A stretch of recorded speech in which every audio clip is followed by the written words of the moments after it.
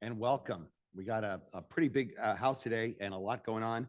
My name is Adam Bernard, President of the Society of Automotive Analysts, and thank you all for joining us today. While the impact of tariffs have obviously dominated the dialogue in the industry, there are surprisingly other issues, challenges, and opportunities that suppliers and automakers face, all of which will help define our industry's future. This morning's event, Innovation, Investment, and the Next Era of Mobility, will explore the forces reshaping the mobility landscape, from Chinese OEM advancements to U.S. manufacturing competitiveness and the next wave of mobility beyond electrification. Today's event aims to deliver critical insights and strategic discussions. We have a diverse group of speakers, kind of a nice all-star lineup, and subject matter experts that we will hear from today, and it should provide, frankly, a nice break from the tariff discussion. The Society of Automotive Analysts is an organization that provides members with exclusive events across the broad scope of the industry, direct and personal access to industry leaders, networking, and interaction with key influencers. We have a very diverse membership, including OEMs, suppliers, data providers, and frankly, whoever is looking for timely and relevant industry information.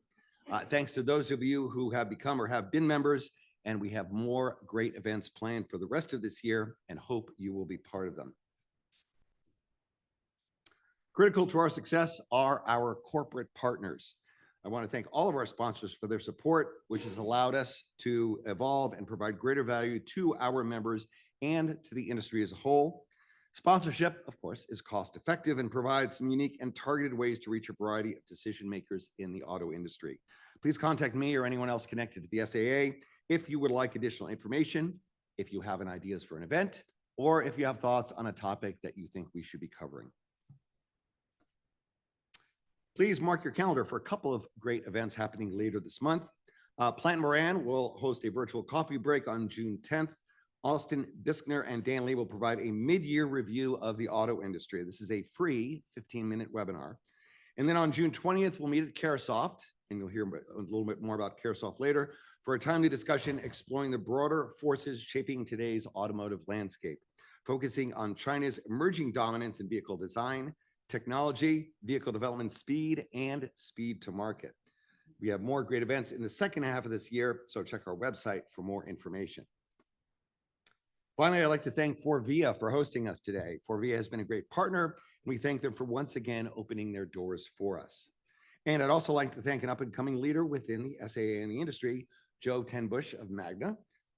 Joe was instrumental in helping grow our young professionals network, and he actually approached the SAA board with a concept for today's meeting and took the initiative to both develop the agenda and secure all the speakers you will hear from today.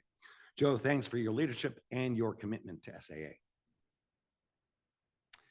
And now, I'd like to turn over today's meeting to Terry Wojciechowski, former GM colleague, and president of Caresoft. Terry is our keynote speaker this morning and will focus on Chinese OEMs and how they are innovating in the future of mobility.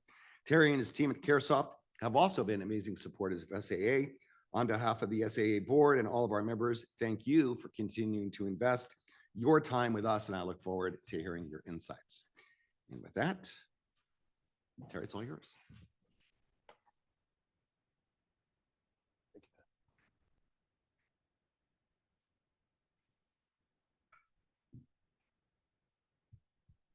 Thank you. Good morning. Doing the math the other day, on June 1st marked the 47th year that I've been in the auto industry. I spent the first about 35 at General Motors. There I was had the pleasure of being the chief engineer of the full-size truck platform. I did that for 12 years. And then somebody found out I was enjoying that, so they moved me. And I became the global vice president for program management. So I had all the vehicle line executives and chiefs for our programs. And then I became the global vice president of quality and launch. And that was a real fun gig. I retired from General Motors, and then I went over to, I was asked by Dick Dowk and David Dowk to come to American Axle and Manufacturing, where I led the engineering and the quality and advanced technology development activity at AAM. And for the last 7 years, I've been the president of CareSoft Global, which is an automotive engineering services company. So I present that as some of the credentials. At least I've been around in the industry for a long time, and also to attest to the fact that I'm a total failure at retirement. And if any of you are facing retirement, and if you have any angst or concerns about that, please let me know. I'll be glad to talk to you about that. It's easy. I've done it 3 times already. So it's not difficult. Yesterday was a travel day. I spent the whole day in the air. I'd spent the 2 previous days in London and in Paris. And I was at the JP Morgan European Automotive Conference for a couple of days. Aside from some of the nuances of some of the companies, European didn't mean a thing. The pain points felt by the industry are global, they're universal, and everybody's facing the same challenges. I mentioned I've been in this industry for 47 years. I have seen an incredible transformation of our products in this time. I've seen emissions, tailpipe emissions reduced by 99%. I've seen fuel economy increased by 125%. I've seen fatalities of accidents reduced 70%. And I've seen the affordability of the vehicle improved by 40%. And in all that time, and in all that change, it is being totally eclipsed on what is happening now and the speed at which it's happening. So this is a remarkable time to be in the industry, and quite frankly, one of the reasons I don't retire, because I wouldn't miss this for anything. This is amazing, and I get to learn something new every day, and that's exciting. I do want to talk about the Chinese OEM and what's happening with respect to the China influence in the automotive industry. Adam, I appreciate you talking about the tariffs. When the tariffs first started coming, the phone was ringing off the hook, and everybody wanted to know tariffs, tariffs, tariffs, tariffs, tariffs. And it's like, yeah, it's a bad headwind with an industry that doesn't need any turbulence at the moment. But it came with the stroke of a pen. It will pause with the stroke of a pen, and it'll go away with the stroke of a pen. It's tough, but it isn't an existential threat. This is. This isn't a stroke of a pen. This is concrete. This is steel. This is capital.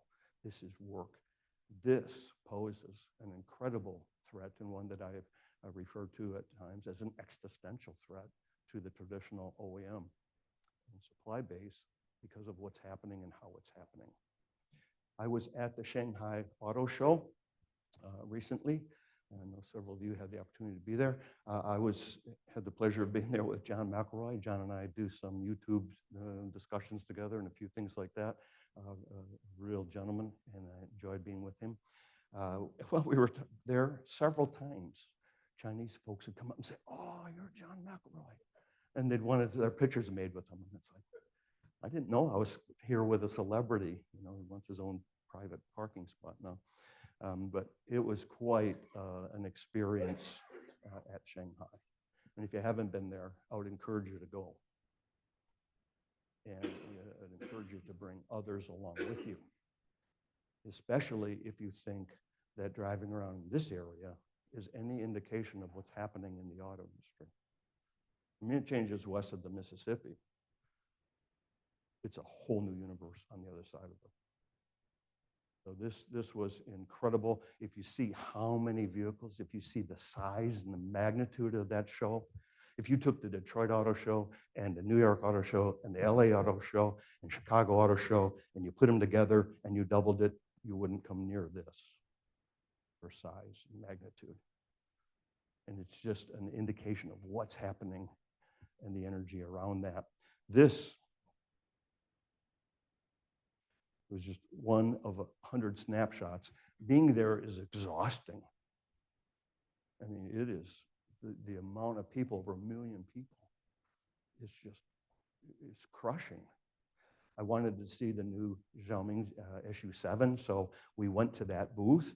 And to get there, you had to go through a Disneyland maze. one of those things like at passport control. So you're waiting in line, they're trying to control the people there. You get there, and then you get on the floor, and you're making your way over to the car, and there's just nothing but elbow-to-elbow people. And so I keep checking for my wallet and my passport and my phone, because I know someone's going to steal it, and I just know they are. And you make your way over to the car, and you finally get in and evaluate it. And then we got out. I was there with John. I was there with Rod Lash from Wolf Research, and we were talking. And finally, I said, guys, this is exhausting. Let's go across the aisle. There was the booth of a domestic OEM.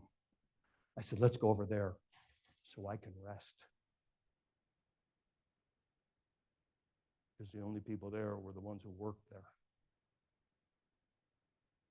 Just an indication of what's happening and the energy that's around that. They had over 8 vehicles that were being introduced that were priced under $30,000, $27,000.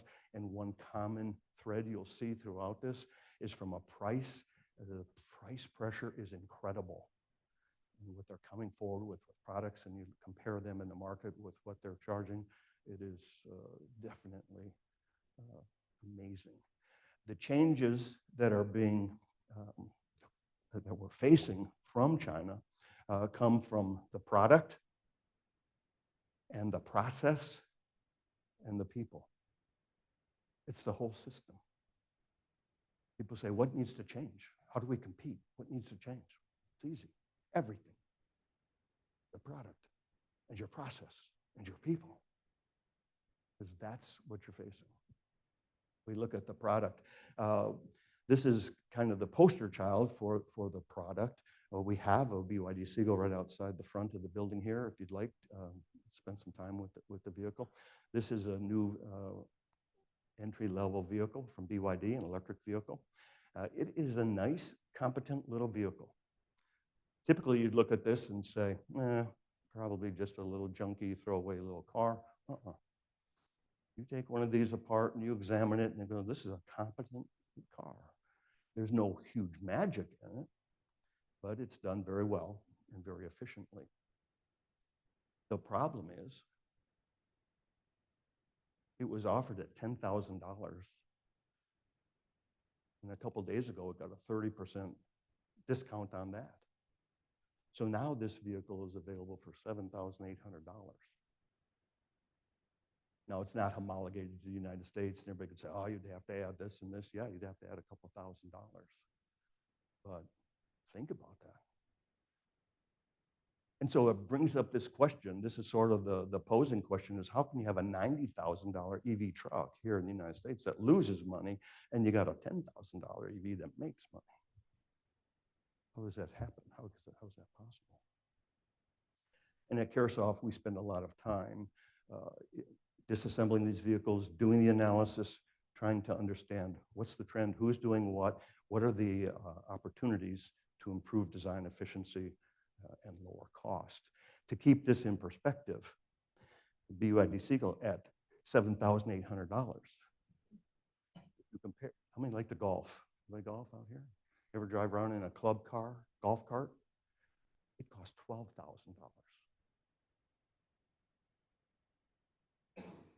I have a horse ranch, and on my ranch, I've got utility vehicles to get hay and grain and wood and tools around the place. I have a John Deere Gator. It cost $18,000. I'd have been better off to buy 2 of these, take a saw, cut the roof off, and use these. This is astounding. BYD as a company is quite remarkable. If you look at the level of vertical integration, we haven't seen these since the days of Henry Ford. But when you look at this vehicle and realize they started as a battery company, they make these batteries, they make this body, but they also make the headlamp, and they make the IP, and they make the door trim panels, and they make the console, and they make this. You can see their fingerprint on everything. So the ability to integrate, the ability to go fast, the ability to not have to pay markup and margins gives them quite an advantage from a vertical integration. It is the poster child of integration. If you stand back and look sort of at the system, what's going on in China, realize that they have advantages from a cost perspective, and they come in different parts of the system.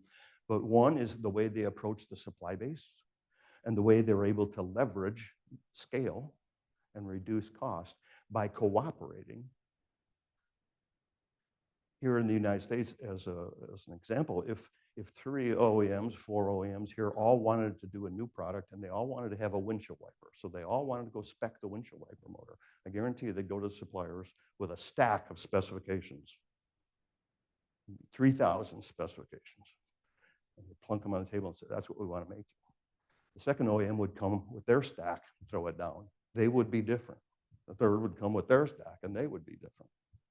And they would all sit there and say, yeah, I can make you those, I can make you those, I can make you those, and I'm going to charge you this. Here, they come together, simplified, streamlined, boom, and they have one for the whole industry. So there is an alignment between the supply base and the OEMs. They take a hit intentionally from a profitability perspective. This is a business thing. They were doing this to increase both production and employment and conquest in market. So their supplier, you look at their profitability, the margins are low. And there is also then support from land, capital, energy, these types of things. So they were enjoying a 30 to 40% opportunity advantage just from a pricing perspective. It is obvious that the strategy that's being employed is this. It's one of imitate, improve, and increase. By imitate, that means copy. Learn, copy, by any means possible. Figure it out. And don't stop there. You make it better. Improve upon it. And then increase. I must go out and conquest more and more of this market. It's important to remember when we talk about China, talk about the auto industry, we've been suffering from an overcapacity for a long time. We're consumers of capital. This is a tough business, and there's been an overcapacity. In China, the largest automotive market now, in China, there's overcapacity. Overcapacity for China and overcapacity for the market. And as a result, they are forced to go out and increase their market globally and to compete amongst themselves to see who the winners will be. This is a great example of the imitate and improve. On the left, you see a Tesla Model Y. Tesla came and challenged many, many paradigms. Love them or hate them, you're going to need to admire the fact of what they've done and how they've done it. Because it's very unique and it's changed the game considerably. Now, this is the Xiaoping G6. Now, when it was introduced, Paul Leinart, one of our local journalists and a friend of mine, he sent me a text from China, and it was sort of like this. And he said, Terry, what is this? And so I looked at it and I said, let me see. Well, it's a front mega casting and a rear mega casting, and there's no floor on the body in white. Oh, that's easy. That's a Tesla Model Y. His response was, no, it's not. It's a Xiaoping G6. Well, friend, you couldn't tell the difference. It was incredibly imitative of that, except for the fact that as they did it, the mega castings were lighter and they were less expensive. They were more refined. They were better. And in fact, when you look at the system, when you look at the vehicle, from a vehicle dynamics perspective, the stiffness of the vehicle is important because now you have to tune the vehicle to be able to take road inputs and stuff. And when you look at the bending stiffness, although the Xiaoping was lighter and less expensive, it was actually stiffer from bending and much stiffer from a torsion perspective, which means you can tune this vehicle very nicely, and it has been. The product is changing, and they've gone from a technology follower to a leader, and they are advancing these technologies incredibly. So many technologies that were created at Tesla, you can see where they would quickly benchmark that, where they would learn, and then they would take it and advance it even further. And if you look at the speed at which this is happening, that's what's breathtaking. It's happening extremely fast. Of course, the battery has a lot of technology. It must. Today's battery, you cannot position the future of mankind's mobility on the batteries as we know them and love them today. That's not sustainable. Much R&D has to go into this. We have to make these much better, and they are. Making them faster, making them less expensive, making them so that they can charge incredibly fast. Be able to charge a battery to useful levels in the time it would take you to pump a few gallons of gas. And so these changes are happening very, very fast. At the European Automotive Conference, BYD and Xiaopeng both spoke. And the gentleman from BYD, he was having a good time. He was able to explain a credible success story for his company and its growth and what's happening. But he said this, our strategy is easy. It's electrify and then make it intelligent. That's what they're doing. Get the vehicle electrified and make it intelligent. Bring in the technologies necessary and the speed at which they're doing that. And then he said this, at BYD, we are filing 45 patents a day. Let that sit in. In my career, I'm proud to say I filed 2 patents. I've got plaques that were given to me and they hang on the wall of my office as little I love me, little mementos. One of them actually, I think, paid some money. I think got implemented. They're doing 45 a day.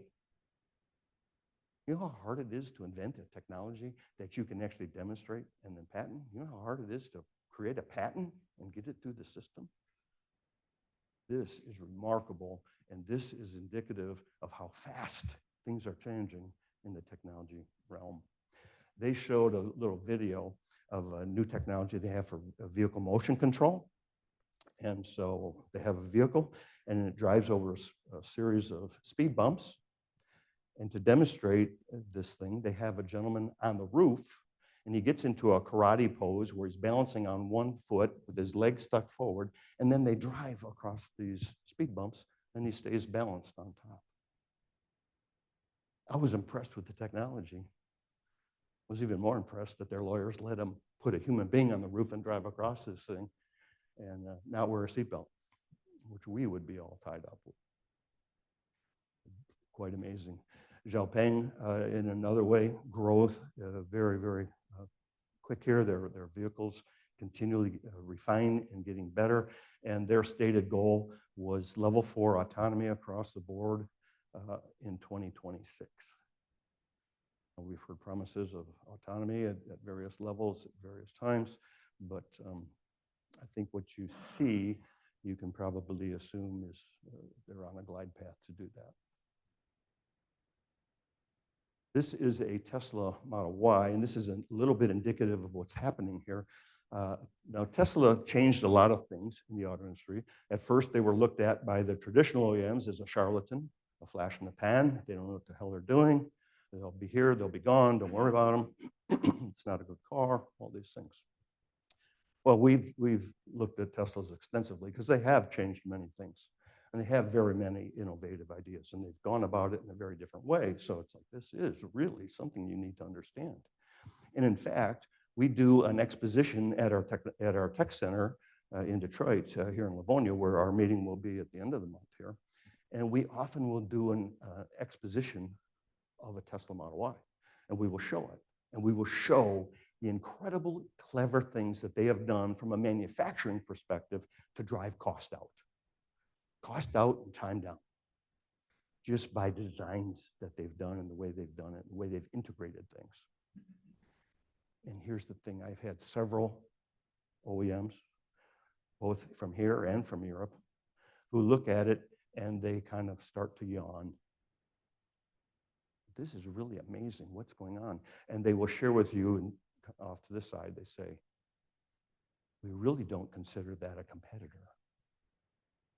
We have a product in that market, and we rank them, we benchmark them, we drive them, we experience them, and out of 10 vehicles, it ranks 10 out of 10. But we really don't even pay any attention to it. I understand that. I used to be part of that process. Here's the problem. It was the #1 selling vehicle in the world. The #1 selling EV and the #1 selling model, period.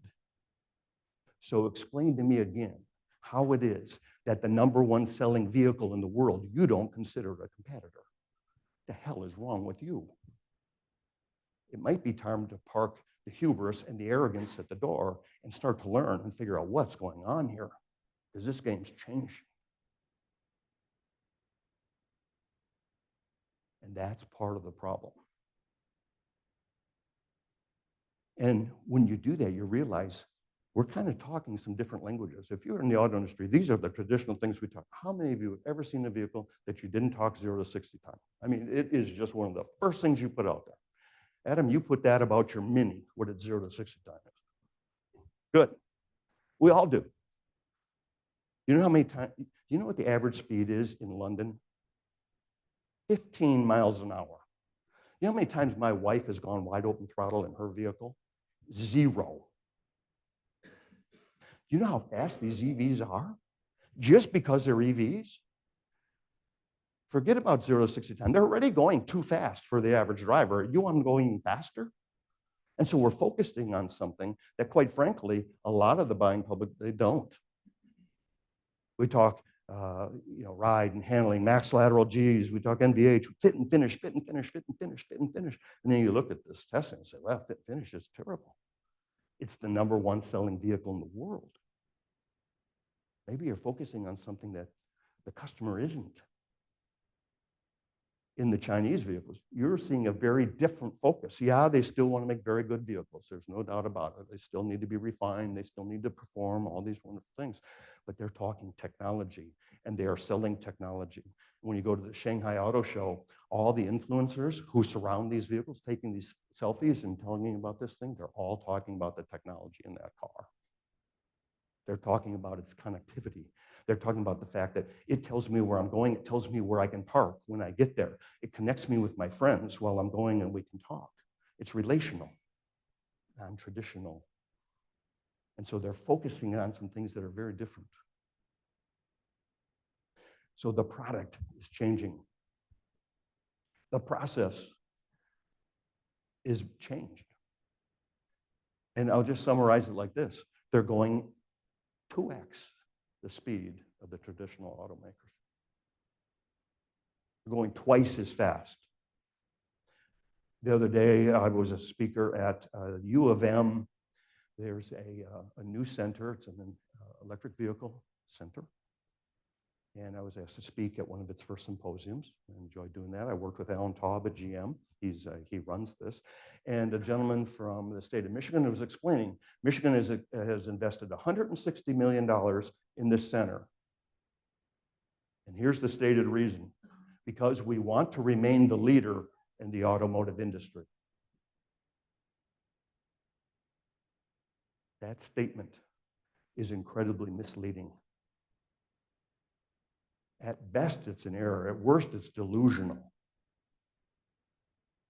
You cannot stay the leader in something that you're not leading. And we're not leading. We're 3 to 5 years behind. So you're 3 to 5 years behind from a technology perspective, and they're moving twice as fast as you. Figure it out. That's an existential threat. They make decisions much faster. What will the product be? Where we take months and months figuring out, should we do this? Should we do this? Here we should sell it. Here, what powertrain? What that? They just, boom, they do this. Great reliance on math tools. Go faster. Go higher cost. Get to market much quicker. Then be agile. The ability to change, the ability to move quickly. Once we have spent capital, the last thing we want to do is obsolete it, and so we're going to ride that capital out as long as we can And when they look at sunk cost, and there's an opportunity to improve it, make it better, make it quicker, grow it. You look at the types of new platform development in a year and a half to 2 years versus a traditional that can take 5 years to bring half of that product to market. These are huge threats and are changing the world. Look at how fast these products are moving in the market and gaining in popularity and gaining in market penetration. Look at Li Auto going from a vehicle and then quickly moving up from there to a family of 5. The relationship with the suppliers, it's strained here. I think it must be incredibly tense there. The supply base has the same kind of pressures we have here, only worse, I think. But when you look at the cooperation, that's helpful. When you look at those who win, that's good. But when you understand how quickly they too are changing, and a lot of this has to do with some of this vertical integration and the ability to move together in a direction. Their hunger for cost reduction. Now remember, they're leading from a cost perspective, a cost efficiency. They're leading from a pricing perspective. They're leading from a market penetration perspective, and they are twice as hungry as we are to improve upon that. And they are entertaining anything and everything they can to further make themselves even more competitive. The relationships that they have between their suppliers and the OEMs is much different. We have a kind of hierarchical, hey, I'm the OEM, I'm going to tell you what to do, you're going to do it, you can be happy about it. Theirs is more cooperative and interchanged and interlinked. So the product changes, the process change, and in the people. We see in the people this effort, this work, and this passion that's going in this. There's articles written about the Chinese grind, the 996, be in by 9, go home at 9, and do it 6 days a week and be happy. But it's true. It is true. They work around the clock. I had a CEO from a Chinese company here in Michigan, and on Sunday, got a call and said, can you come and show me your tech center? Sure, it's Sunday. I have a pasture to mow. I've got things to do. But Sunday didn't mean anything. It's like, hey, another day, and I got a couple hours. Can we go see this? Sure. So we do that. When I was the vice chair of General Motors venture in China, SAIC, I was there at a board meeting, and I got there a little early to avoid jet lag because these meetings were brutal. And I had a Sunday, kind of with nothing to do. And so I asked my driver to take me to Shanghai Technological University. I was on the board at the time. I was the president of the board of trustees at Michigan Tech, and I wanted to see Shanghai Technological University. So I drove over there and I walked the campus. I found my way to the library. This is a long story. Someday we'll talk about it. But I found my way to the library, and I go in there Sunday morning. Every table is packed, heads down, lead flying. It was actually warm in the room. Walk through the halls. I can't speak Chinese very well, but I can sure tell thermodynamics, and I can tell fluid mechanics, and I can tell Bernoulli's equation, and I know what's going on here. And then I sit back and go, what's going on in my beloved Michigan Tech this morning on a Sunday morning? Do you think the library's packed? No. If they're out of the rack yet, they're still wearing jammies and they're nursing a hangover. They have a competition who is hungry and he's vicious, and his job is to take food off your table and put it on his. And that competition is bred young to succeed throughout the university and to get into the profession and to carry on. The work effort is incredible. One way they go so fast is because they work really, really hard. And the speed at which they move, the speed at which they make decisions, you could time it with a stopwatch. It's to an industry that typically could time things with a glacier. And so this is part of the threat. When we talk about cost reduction opportunities and design improvements and things to be more efficient, when we talk to many traditional OEMs, it's, yeah, that's a good idea, but And then here will come the plethora of reasons why you can't. When we present very similar or same ideas to our customers in China, they just say, that's interesting. How soon can we do it? And then when we tell them our approximation, they look at us like, you are lazy. I can do it twice as fast as that. Interesting. Why do you ask me if you already know the answer? Moving very, very quickly. So what can we do as an industry, as a nation? Well, our strength, 100 years of experience. That's formidable, and that's extremely valuable. It also is one of our weaknesses, in that we've been doing something for 100 years that you don't need to do anymore. So we've got to be able to manage that. We've done this before. We learned from the Japanese when we were in a deficit from a quality perspective. We were able to step up and learn there. We learned from collaborative efforts. But we need to continue to learn and be hungry to learn and be hungry to adapt these changes. So when I asked what needs to change, my answer is kind of simplistic, and I know it's not very helpful. It's just like everything. This is a system-wide problem. It's not that, change that, life will be good. It's bigger than that. It's the whole system. It's the product. It's the process. And it's our culture. One thing that we can surely do is start to align the vectors much better than we do. And we have some infrastructure to do that. We're sitting in one of them here this morning. But between the SAE and MEMA and Center for Automotive Research and these things, we can start to get things aligned and moving in a single direction. Just think about how hard it was for us to consensus upon a charging cord. Can you imagine if every gas tank had a different size nozzle and you had to go find a pump that fit your tank? That'd be a disaster. These types of things, as an industry, we need to come together and cooperate and collaborate. Again, you've got these vectors. If I look at, in contrast, the United States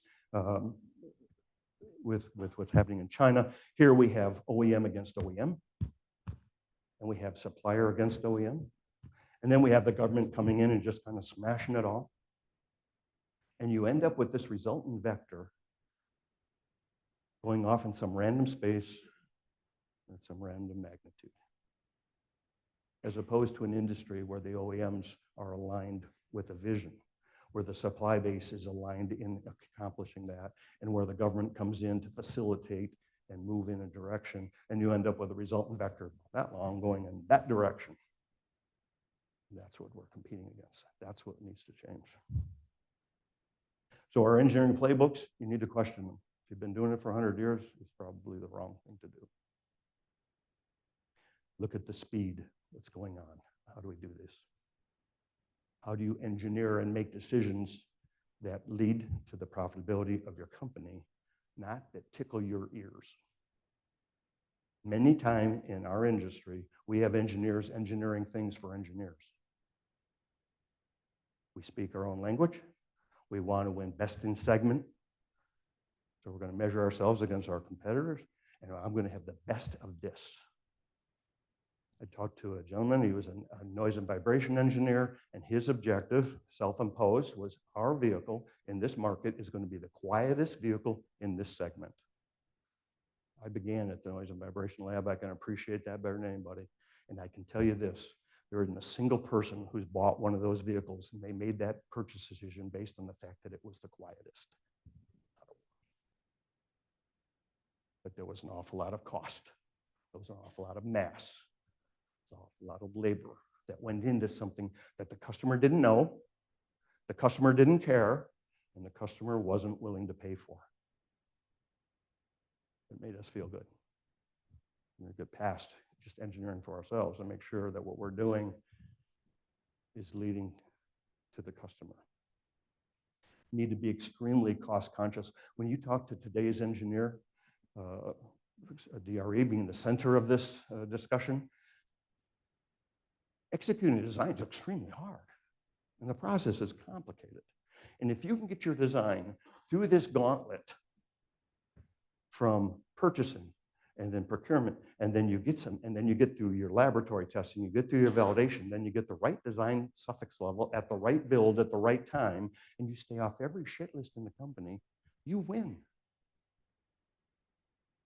You managed a process and you won. And you get to come back tomorrow and do it again. And then ask that same engineer, oh, by the way, is your design the most efficient? They'll look at you like you're crazy. What do you, I don't know. Yeah, I got the right part at the right place at the right time, and I'm not in the hot seat. Your competition sure knows. And they are very, very smart. And they are very, very driven. And so we have to adapt. And at the end of the day, you need to ask the question, does the customer know? Do they care? Are they willing to pay for it? We should be doing that. If the answer is yes, do it great, go crazy. If not, why are we doing this? And I would say the most important thing is we need to do it quickly. As I said, there's a 3 to 5 year deficit gap, technology gap, and they're moving twice as fast as we do.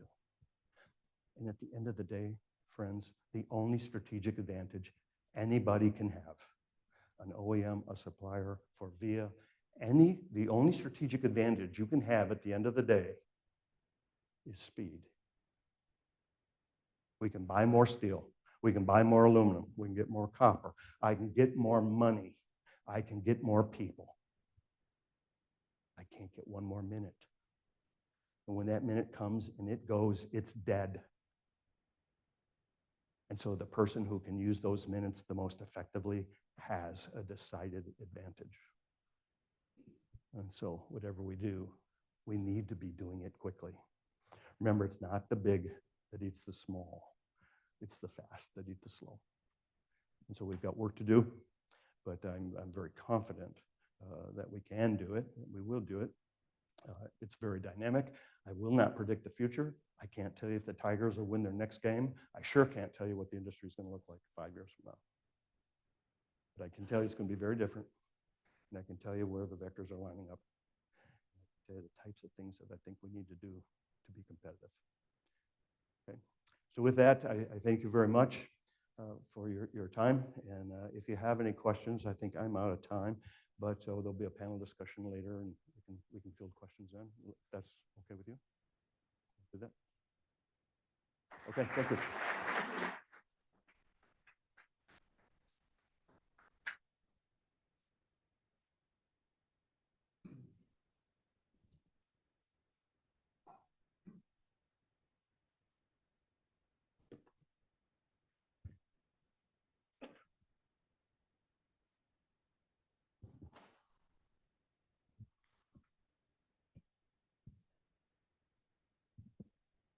Jeremy?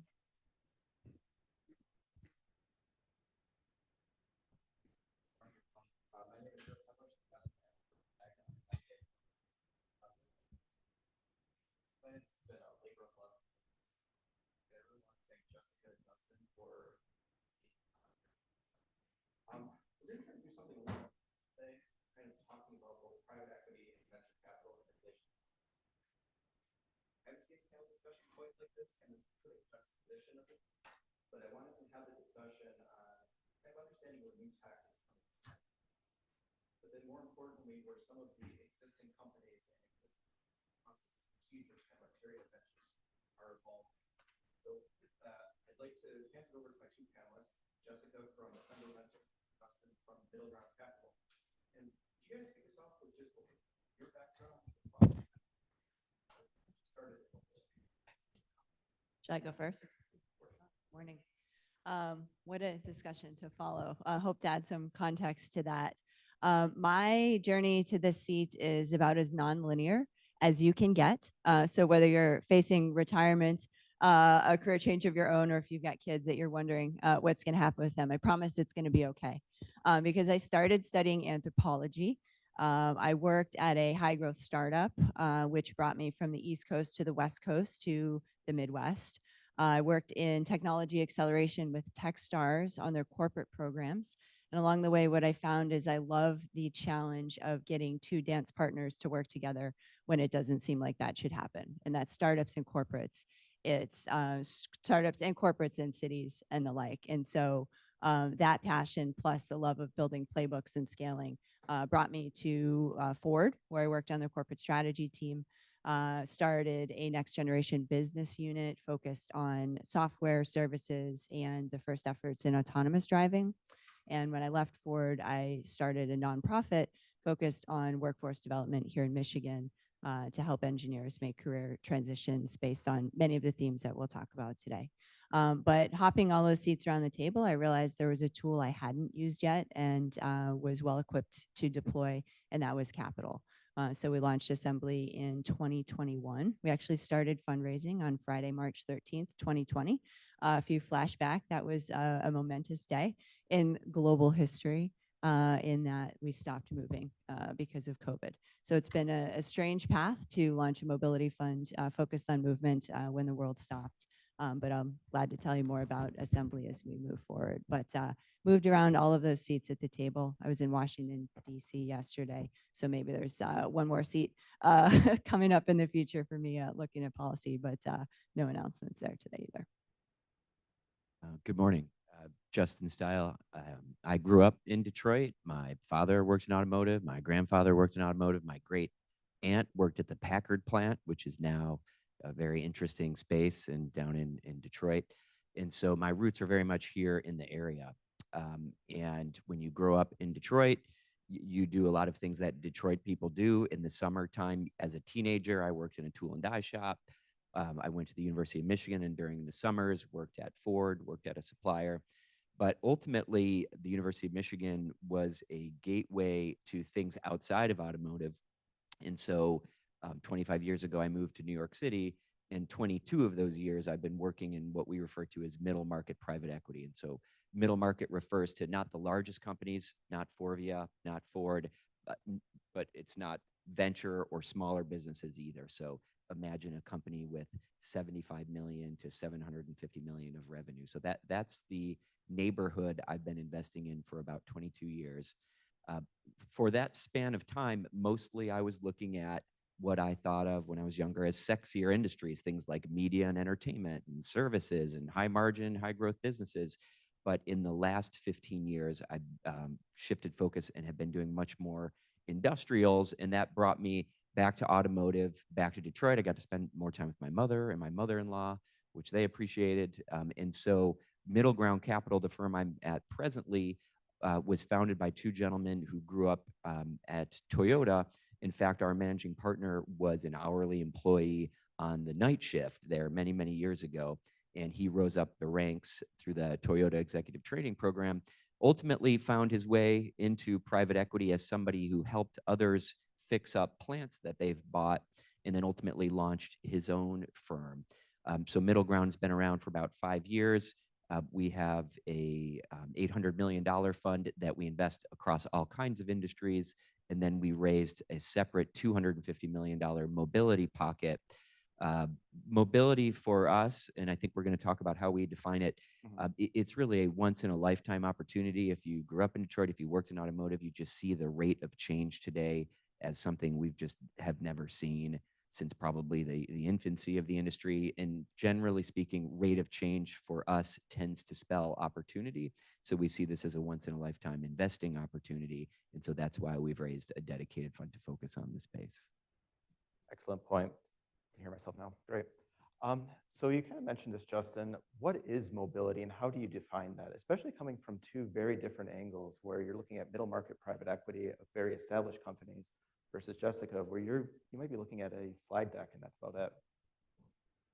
So we tend to look at the world through the Toyota lens, right or wrong. And so the Toyota production system spans manufacturing, assembly, warehouse, and logistics. So we focus on manufacturing and distribution businesses because that's where we can deploy the Toyota lean playbook to improve the businesses we buy. And our strategy is focused on improving and growing the businesses that we buy.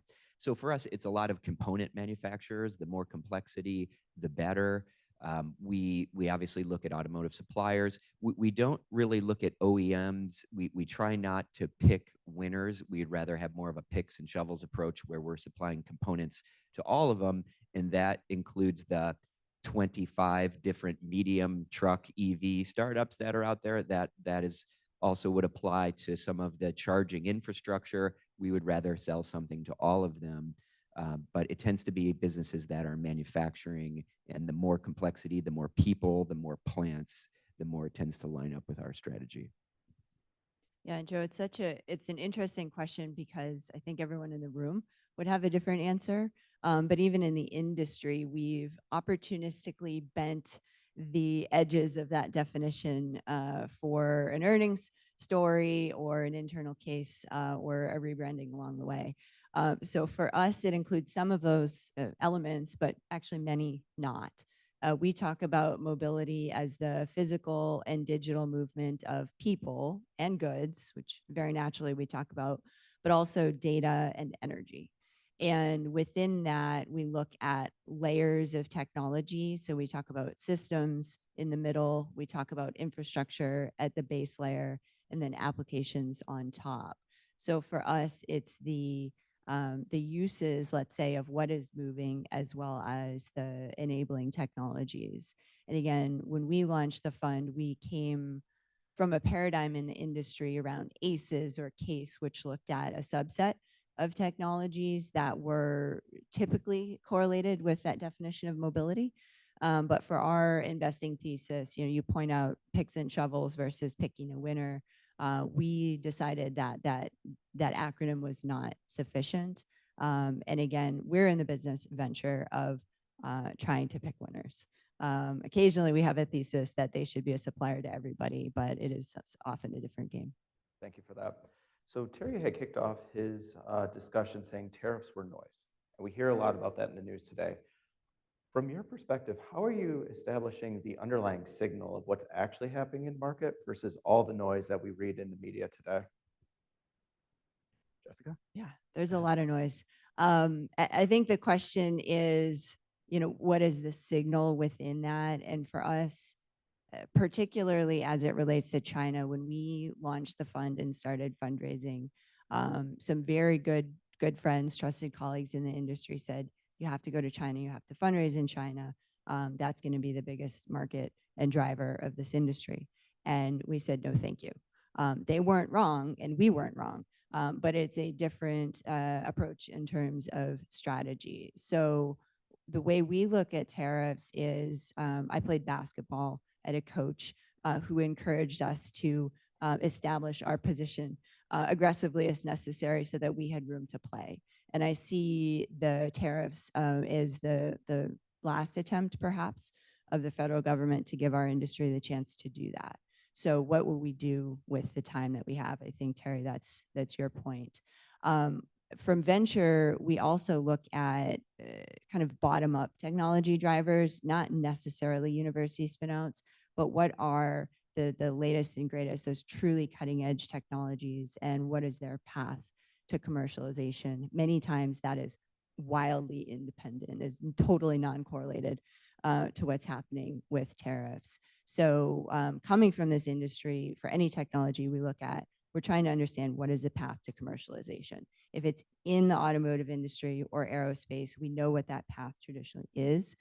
Tariffs are one of those factors. But many of the companies we invest in are completely disruptive to that as well. So again, they may be completely independent of that. But we are very, in our thesis, very driven by the geopolitical landscape and understanding how that will play out in the Western world in parallel with China.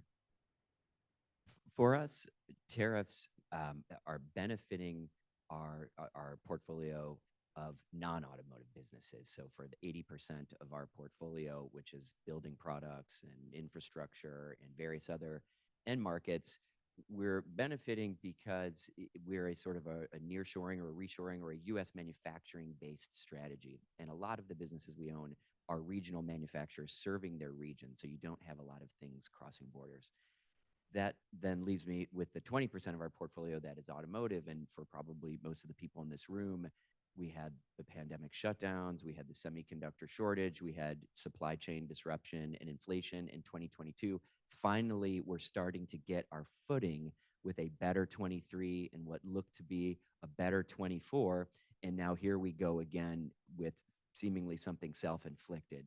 And I say that because obviously the North American automotive industry has been operating under NAFTA for a long time, and it's very difficult to reverse some of those sort of machinations. Things are going from Detroit to Canada, back to Detroit. So things are going down to Mexico, coming back. Things are crossing borders multiple times. And so that is a big headache for us. Thankfully, the legislation that replaced NAFTA, that is an exemption now. And so for the most part, a lot of the North American automotive industry is being exempted. But nonetheless, I'd rather they not be there. I have an Go ahead. example even from our portfolio to make this question concrete. So there's a company, Sorterra Technologies, they're in Indiana, and they have built an incredibly large AI-powered robot to sort aluminum. So they take the clip coming out of the stamping plant, or they take end-of-life aluminum after the vehicle's been shredded, and put that back into our industrial stream here in North America. And the technology works as it scale. They're about to build a second plant. I mean, tariffs are for steel and aluminum are front page news today. They are incredibly well positioned for domestic source of aluminum because of those tariffs. At the same time, what we know with steel the last time we went through this is that it was a net drag on the manufacturing sector. So is that good or bad? I don't know. I do know for the moment, our company is well positioned. So we made that bet prior to any of the current tariff positioning for a different reason, which was we thought it was insane to be shipping a critical material to China and not recovering it. Thank you for that. Now, Jessica, you had mentioned cases. And if I look over the past decade, you've seen autonomy, you've seen electrification, software-defined vehicles were there for a bit, kind of connected vehicles. But when I look forward over the next 5 years, what are the areas that you're interested in as kind of the next mega trend within mobility? Yeah, I brought my phone up because I actually wanted to give you all some numbers because again, I was thinking about, you know, these future scenarios. So I'm not wishing this on the industry at all. But I think as we do our scenario planning, you have to imagine what if one of the automakers in the US or Europe went away, right? What would you do? That's one of your biggest customers, I guarantee, right? So for us, with that more generous definition of mobility that we've adopted, it's enabled us to make investments in humanoid robotics, for instance. And if you follow this space, it's a very frothy one. It's got several leaders emerging that are exceptionally well funded. One of them is our portfolio company, Apptronic. They have a partnership with Google DeepMind. Their valuation is just north of $1 billion now. Their nearest competitor is even more well funded. Their market cap is something around the tune of $33 billion. Ford Motor Company's market cap today, looked it up, was around $40 billion. So you have a category that did not exist commercially less than 5 years ago, which now rivals the industry that has driven certainly our state, but you know, is a contributor to GDP for a century now. So we are looking at companies like that, both to diversify our portfolio, but also because we believe the knowledge, the expertise, the capital that comes from this industry and from aerospace does translate into those worlds. So we're looking, again, what feeds into automotive, but also completely new areas. Justin? Sure. So, you know, when you read the newspaper, you get the sense that electrification is somehow stalling. It's very much not. So if you look back in 2020 and you compare the electrification adoption forecast for what they were saying was going to happen in 2030, our same view of that is even more robust today. Now in 2022, everything got a little bit overheated and forecasts went even up and we've come down. But nonetheless, electrification is a very powerful trend, and we try to invest around that theme. But again, we're a mature company investor, so we like to find suppliers that are benefiting from electrification. Maybe their products have higher content on an electric vehicle, and that can be an injection molder. It could be a lightweight structures business. So we're trying to find what are almost traditional automotive suppliers that happen to line up well with electrification, with lightweighting, with advancing autonomous vehicle technologies, which obviously you've got sensors and cameras, but you also have a fascia and a bumper and a spoiler for these things to snap into, so that the entire ecosystem is changing around these technologies.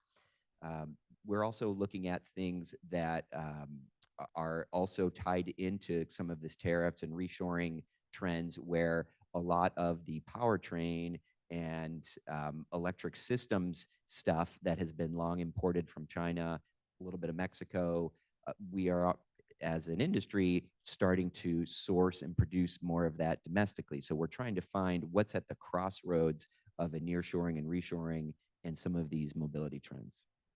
Actually, it's excellent lead way into the next question. If I look at, Justin, where you're coming from, you're really betting on the operators of the company. You're kind of growing it. You already have an established company, product portfolio. Jessica, you're betting on founders, really looking at their vision, how they could grow the market. Could you compare and contrast those different strategies and what you look for in each, either an operator or in a founder? So we're a little bit different. Most of private equity is fairly hands off, whereas we are a more operationally intensive private equity strategy that stems from our lineage to Toyota. We have a number of individuals on our operations team that grew up at Toyota. So mostly we're buying businesses and then we're getting into the plants and we're doing value stream mapping and working on process flows and efficiency and throughput. So we are very hands-on, and oftentimes what will be drawn to us is a founder that has a very much proven technology, has more demand than they can supply. That's perfect for us because we can help expand capacity and take advantage of that demand that already exists. You also have a lot of family-owned businesses in the middle market automotive supply chain, and private equity tends to have this dated reputation of cost cutting and doing kind of evil things. Families sometimes choose us because they have a very specific problem, whether it's with labor or capacity or efficiencies, and we help through our Toyota bench of people that are just trained in a more world-class sense of manufacturing that doesn't exist at these smaller family-owned businesses, and we find real partners and families who bring us in for our expertise. In venture, there's a trope. We talk about the 3 T's: team, technology, and TAM, or total addressable market. But I think your point is spot on, that it's still at the end of the day a bet on people. And I was laughing at your comment about if you've stayed off someone's shit list today, it was a good day in corporate life. In the venture and startup world, it's kind of the opposite. You probably should be on somebody's list because it means you have stood up for a position, your technology is challenging a paradigm, and you've probably made a couple people unhappy along the way. So we try to understand that, and not be on the wrong side of that.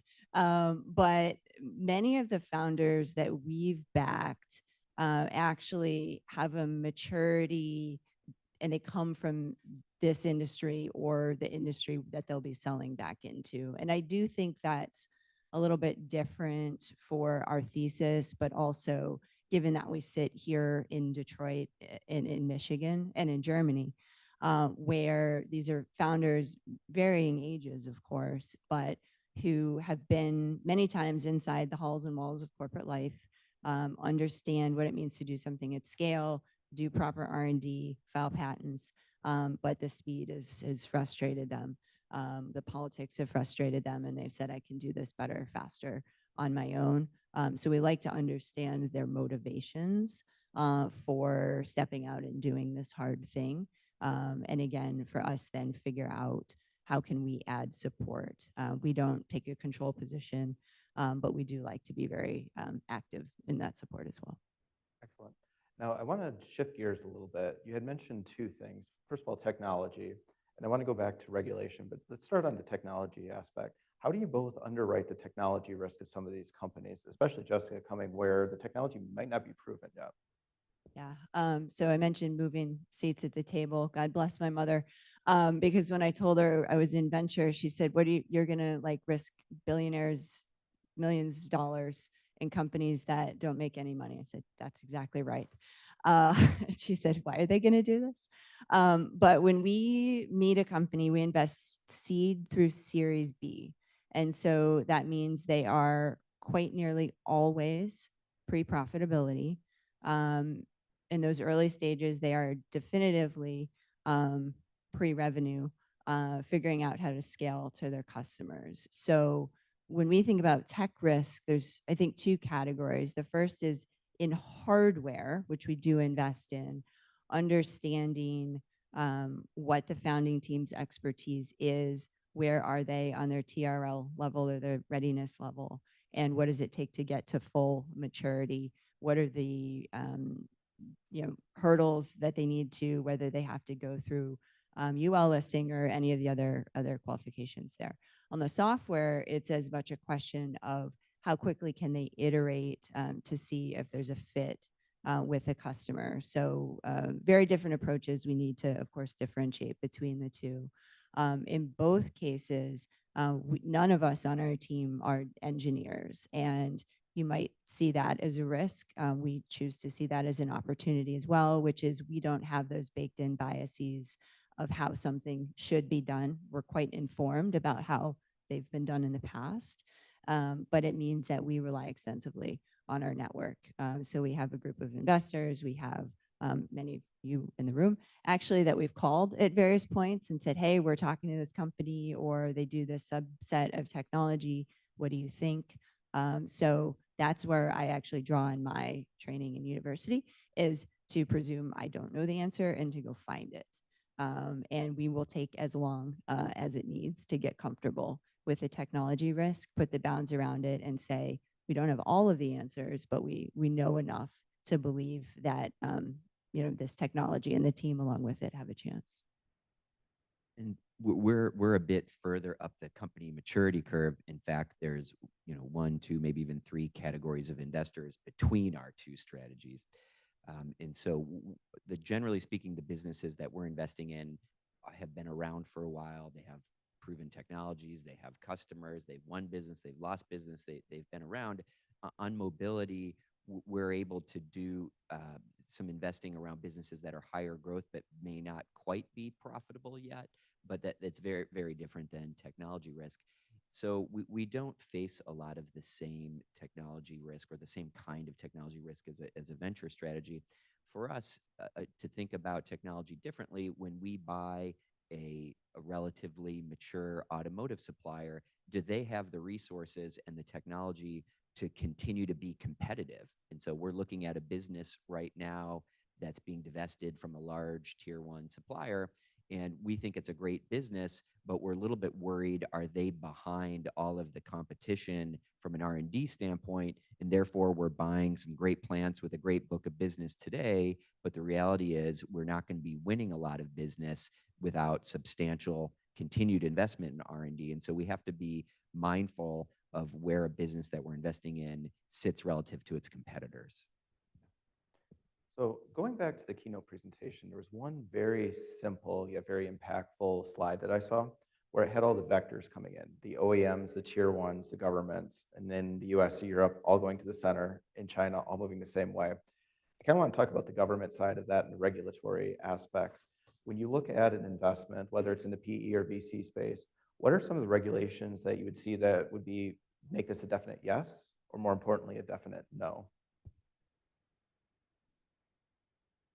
Yeah, I mean, the obvious ones in our industry, of course, are around safety, emissions, so on and so forth. But I think we look at that as the context for, does the technology have legs to stand on its own? If a business is over reliant on some regulatory piece being passed. We really want to understand what that is. There's a company that I'm thinking about that I worked with way back in my Techstars days in the Vita X space, and they were fighting a paradigm, and they pushed for, I mean, almost 15 years before they got what they needed moved in DC. They're still alive, so they did it. That is not a company we invested in. I think in part because of that. There's also, I mean, we've invested in a battery company right here in Michigan, and non-favorable incentives and shifting regulatory environment there doesn't help. There's frankly no two ways about that. Does that mean we would change that investment going back? No. We went into that decision eyes wide open. I think it's a reminder that things can change, and again, when you make a bet that requires a certain regulatory paradigm, you got to do it eyes wide open. Justin? I guess for us, we don't see any specific regulations that would bring us to a yes or a no. I think that we try to align with themes that are positive on their own, and therefore they may be encouraged by regulation, not always, but things like fuel efficiency in the ICE world, maybe one day battery range, and the idea that the state of California, for example, wanted cars to be more fuel efficient. We believe in fuel efficiency, and we believe in range, and we believe in lightweighting technologies that enable those, regardless of the regulation. We just think it's the direction all of this is headed. Otherwise, I don't think we have much interaction with I mean, obviously, at the end of the day, if you have a more mature automotive supplier in your portfolio, you want industry volume. You want health in the industry. You want growth in the industry. And if there are regulations that are supporting that, great. And if there are regulations that take away from that, for example, will the removal of the EV tax credit lower volume? TBD. Maybe it's just more of a mix shift back to ICE or hybrid or something like that. But generally speaking, we are pro volume, and so any regulation that is, and we're aligned with themes that are kind of better for the planet. So if it aligns with both of those things, which sometimes can be in conflict with each other, but generally speaking, that's how we think of it. Oh, thank you for that.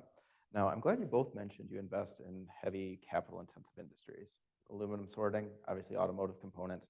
How do you assess that from both the PE and a VC side when you go into these new markets, especially from the VC side where it's maybe not proven, but then the PE making sure your capital is being used efficiently? I can start. So most of what we invest in is very capital intensive. And you, over time, just develop a view of a spectrum. There are some that are less capital intensive, and I won't pick on any one particular segment, but there are certainly automotive suppliers that are in a segment of the market that is most capital intensive, and those businesses have generally struggled to be profitable. There's been a lot of bankruptcies, and part of the issue is how they interact with OEMs, where generally speaking, they have to invest all of this CapEx up front, and they'll get a return in piece price over a period of time. But so that they all of a sudden become the bank in a sense. And so that generally is a obstacle that we sometimes see. Mhm. Yeah, I mean, the way we look at revenue, maybe, or even how you value a company, is also different, certainly than business school when you're looking at net present value. Typically in venture, you're underwriting some sort of future revenue stream as well, but the way we do it is often through looking at a multiple on recurring revenue, and that's true even when there's a capital intensive business. I think in the true capital intensive businesses, the question is you're probably producing some physical object. And so is there an offtake agreement in place that justifies a certain volume, which necessitates whatever the CapEx is? I would say what we've seen in our portfolio is there's an initial dilutive venture capital investment required to get plant one or the first line or something off the ground. Many companies have leveraged quite successfully DOE, DOD, some sort of loans or grants to do part of that. But the question then becomes, when you get to that plant one or critical milestone, like how can you leverage the rest of the capital stack to grow from there? So then you're looking at inventory or material financing, you're leasing your equipment, you're using debt financing in a different way, because as an owner of that company, we're trying to then minimize how much additional dilutive capital comes in on top of us, which dilutes our ownership position. So, for us, as you point out, we're again not afraid of it, but it's really understanding. And when we invest in a Series A, which the company might be raising $10 million, if they still need to raise 500 million more, how, what form is that going to take? Are they going to, be able to use some of those other tools? But it impacts scale for sure. That's why venture capitalists love software. Is it's minimal investment, much easier to scale. Very cool. So Justin, you had mentioned earlier that middle ground is not like traditional private equity firms where it's a hands-off approach. You're very active in management. And Jessica, I know you take board seats with your portfolio companies. Would you define how you view active management and really what that means for your support of your portfolio? Yeah, I would say we take it to a bit of an extreme, which isn't for everybody, and can certainly lead to some discomfort among executive management teams that are leading a business that feel like they, have done it a certain way for certain reasons, and they may not welcome the questioning. But we're very intense as to continuous improvement, and we're very hard on ourselves. We're very systems and process oriented, and we try to remove emotion and ego from a lot of the decisions we have to make. And so on the and operationally intensive, we have people dispatched in plants right now that just have a lot of skill, and they're working with a company that has less resources than what they may have had at Toyota, for example. And so we're very much in the business in a number of ways. We're approving each piece of capital expenditure, which can be frustrating. So we're hard on the portfolio. And sometimes management teams will see over time that we're really out for the best interest of the company and the employee base, and the executives often get management incentives that are tied to our success. So sooner or later, with some progress, they understand what we're doing and why we're doing it, and they can get on board. It's in responding to that, it's important to contextualize my stakeholders, I think, which are, when I make an investment, we're as a team deploying our judgment on behalf of our investors. And our LPs do not sit on our investment committee. So they have entrusted their money fully and wholly in the decision-making and judgment of the partners in the fund. Which is an amazing trust that we then carry. And so we have that fiduciary responsibility both to our investors, but when we take those board seats, then we're responsible to all of the shareholders in that company as well. For these, again, non-profitable, highly risky investments. So we like to sit at the table. And that's not uncommon in venture, but for us, the most we would ever own in a company is 10%. So we're not going to have the shareholder vote. We're certainly not going to have board control. And so we like to, again, as I said, understand what the founding team's motivations are, where they're going, but then really align with them primarily on business development, given that we come from this industry. We sit in Michigan, we sit in Germany, we sit in Silicon Valley. Our networks can be helpful for customers or sourcing, for strategic inputs. Trying to think how else I would answer that. We also like to stay out of the way, and I think that's the delicate balance of understanding your founding team, where when you're on the board, You have to push those difficult conversations. At the same time, it's not your company. So we end up leading as much through influence as we do through control. And I think that's the delicate art there, is pushing enough so that the company is not resting on its laurels. Fundraising success really shouldn't be a metric of success in my industry. It often is, right? I closed a $10 million round valued at $50 million, big deal. Are your customers actually paying you for what you're developing? And I think we try and gut check our founding teams on that as well, so that they're continually pushing forward. An excellent segue, because we've heard multiple times today, people and team coming up. And if I look at kind of the talent that needs to go into some of these companies, whether it's on the operations side or more on the visionary side, like what are some of the challenges your portfolio is seeing in terms of talent attraction, and how are you supporting them in order to bring the best talent in? So for us, it's a phenomenon that is throughout the United States and in many other countries. Whereas there's certainly a real labor shortage in a lot of pockets of the country, some worse than others. And so that is really driving a number of things. One, we want to own businesses that are attractive employers. And so, often private equity has a reputation for reducing staff or cutting wages. We had a program in place called 25 by 25, where we wanted to raise the minimum wage to $25 across our entire portfolio by this year. And and we had 20 by 20.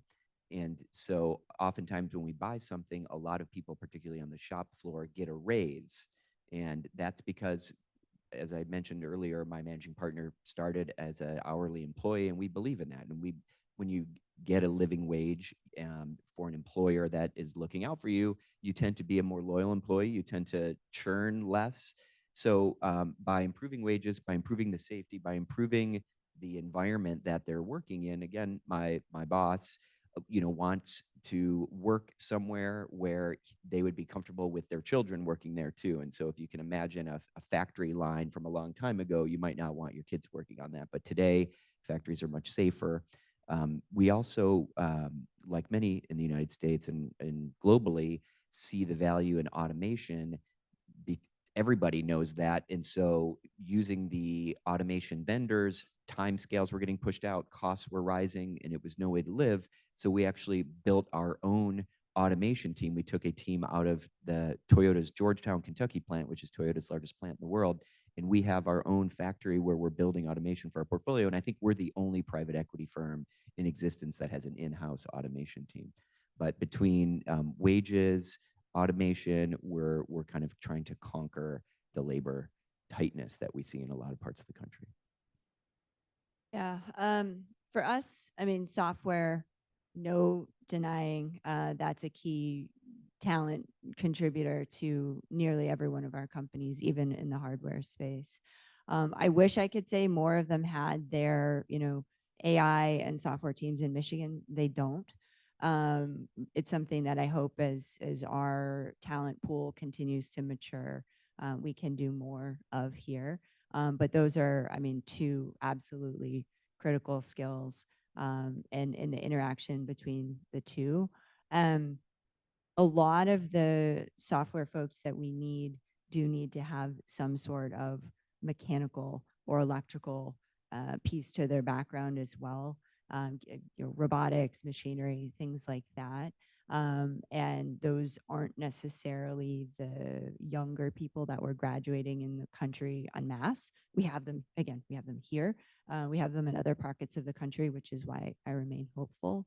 I think the other way to look at this is there are what I describe as mafia that come out of various companies. And there's a Tesla SpaceX mafia out there. And we've seen companies leverage pockets of those mafia quite well, because they're frustrated with, those have become big companies too now. People want to move fast, break things as well. So I think it's the combination, of course, the universities, these clusters of colleagues that have worked together before. And then again, software, AI, no denying it. So I spend a bunch of time mentoring at the university level, just trying to meet folks. We may never invest in their company, but if they're talented engineers, like pipeline. we'll build that pipeline. Yeah. Excellent. So we've talked about the investment side early on in the company's life cycle, or at least your life cycle in the fund. We talked about the growth. Now let's move to the exit strategy. How do you kind of see that hold period in terms of years, but more importantly, how do you see some of the exits playing out, whether it's to a strategic, an IPO, or even another private equity firm? Yeah, I can start. This was Mhm. pretty straightforward in venture. So we're a classic 10-year fund. That's what all of our investors expect from us, whether they're strategic or otherwise. That means from day one to 10 years out, I've got to figure out how to maximize value and then get off the cap table. Ideally, that looks like an IPO. I mean, that's the dream. That is not the path for every one of our companies. So that strategic M&A, whether it's to one of the investors currently on our cap table, maybe one of you in the room, it's somewhere down the line where there's it's a white space opportunity for the acquirer to buy that book of business or a technology set, patents. In some cases, the company will not, take off the way we hoped. And so then it becomes more of the patent set and the technology and the team, kind of an acqui-hire strategy. But 10 years, our documents are 10 years plus 3 one-year extensions. So I've got 13 years total to figure it out. So I would say that most of what we're investing in is either not sexy enough or not large enough to go public. And so we're generally selling the businesses that we've owned for some time to large strategics or private equity firms or private equity backed strategics. I would say that we've experienced a phenomenon where people value that we may have fixed a lot of what's going on operationally at the companies. And so they view themselves as kind of stepping into a better oiled machine. And so often we'll sell to a private equity firm. That strategy is different than ours. That's not an operationally oriented strategy. Their strategy may be on the revenue side or acquisitions. And so they'll buy something from us and knowing that we've improved the machine and then they can go accelerate it. And then often we buy businesses, we get out of non-core or unprofitable products. We really think about the producing companies that have a cohesive product set that are kind of really organized around their core. And so I bring that up because oftentimes when we buy something, strategics may have passed because it was kind of a little bit of dogs and cats. And by the time we're done with something, they tend to be in a shape that fits better with strategics who tend to be much more narrow in terms of what they want to buy. Excellent. One other comment, just in terms of what's happening in the venture space, and we've talked about this, is there's it's pretty well written about a liquidity issue with my investing segment right now, which is there are thousands of companies that have matured to the point where they traditionally by now would have IPO, they would have sold. Valuations were too high, the IPO window has not opened, any number of reasons. So investors who like the venture asset class have money parked with some other manager. That's not me. And the challenge is until that shakes up, many of these younger companies may not get the same funding that they would have. So one of the tools that's being looked at, I'm truly not buying or selling, is kind of a combination of a secondary where a fund manager like ours, we would sell some of our shares in these companies that have not had that liquidity event. It goes into some sort of blockchain token, and it is a different kind of asset moving forward. We've all seen that story before too, and it passes an incredible amount of risk onto the retail investor, but there does seem to be some appetite for that. So it's something we watch, but we're not in any of those conversations yet. Got it. I'll have one last question and we'll open up to the audience for Q&A, but Terry had ended his presentation saying he doesn't predict the future. I'm going to ask you to predict the future. 5 years from now, 2030, the headline will be the most valuable company that nobody's ever heard of today is blank because of blank. It's a hard one. I'll talk up my own book. We have a business. We, in the last few years, opened an office in Amsterdam, and we have begun investing in Europe with a very similar strategy. And some of the engineering, some of the product development over there is fantastic. We don't invest in Asia, so I can't tell you how far behind they are from Asia. But what I can tell you is they do very interesting things relative to maybe what we see in the U.S. They're more engineering focused. We tend over here to be a little more cost conscious. And so we bought a business that makes some of the fastest electric motors in the world. It's a business called Helix. Right now, if you want to experience a Helix electric motor, you have to spend $2.5 million or more to get a supercar or a hypercar or a race car. And they have more demand than they can meet. And so our investing in that business is all about bringing it to a bigger scale, bringing down the cost of production, and allowing that kind of best in class technology to be able to be adopted in, say, like the mass affluent, BMW, Porsche, something like that doesn't cost you $2.5 million. And so we think Helix will be a much more known contributor to electrification in the coming years. Got it. I mentioned the way we think about investing is infrastructure, systems, applications. You already talked about Chinese OEMs, so I won't pick one of those. I'm sure there's another one yet to emerge. I think there's something in that systems layer around supply chain visibility, leveraging AI globally. I hit all the buzzwords, you're welcome. But we are seeing so many companies trying to figure that out right now, from huge to a guy with a PowerPoint deck. And I do think in a complex trade environment with tariffs, geopolitics, a real focus on critical inputs, that's going to be so necessary for business intelligence. And no disrespect to the big players in that space today, I think that is a classic example of they have to serve their current customers and can't innovate fast enough there. So if you are that, or if you know of who that winner is, please tell me. But we're seeing a ton of companies in that space right now. Awesome, thank you. And now I'd like to open it up to the audience for any questions that you may have. I think Kyle has the mic. I see one right here. Hi, I'm Ida Birdhill, CEO of Automation Works. And Jessica, you had mentioned that you look at a lot of talent that have an electro or mechanical background. Have any of you invested in grooming up someone from the factory floor into technology?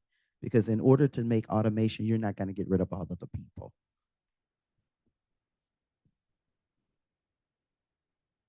I mean, my kind of immediate reaction to that goes to a company we invested in called Digit Technologies. They're in the ERP space. They're supporting manufacturing efficiency for plastics. Again, we should talk about that one actually. And that passion for that business comes from working in the warehouses and on the manufacturing line. Dan ran a Frisbee golf company. And what he realized was that he didn't have good insight into the inputs to make those discs because of the physical transformations that happen. So that's the first example that comes to mind to your question. Any other questions? I think over here and then over here.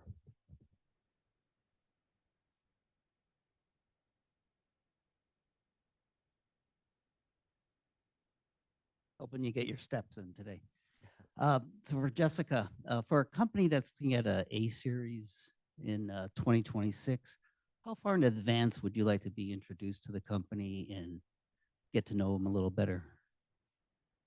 If it's you now, but generally speaking now, we have made one opportunistic investment in a pre-seed company. Again, that's 2 steps earlier than what you suggest, Series A.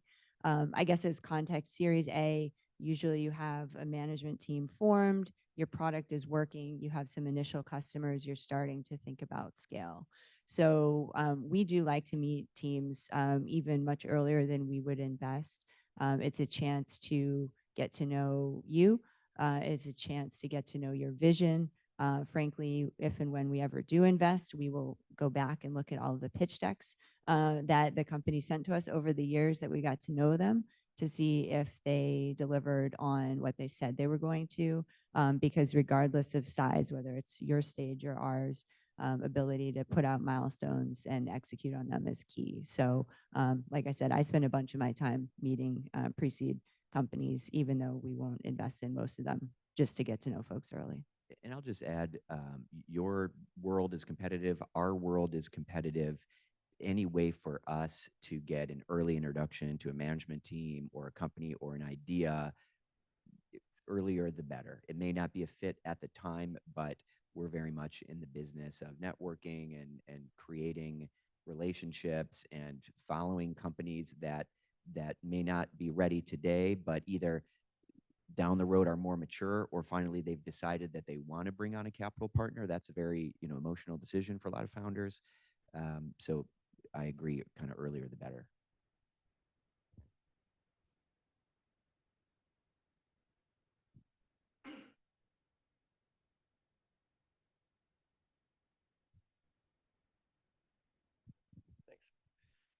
Thanks. Terry mentioned in China, they're filing 45 patents a day.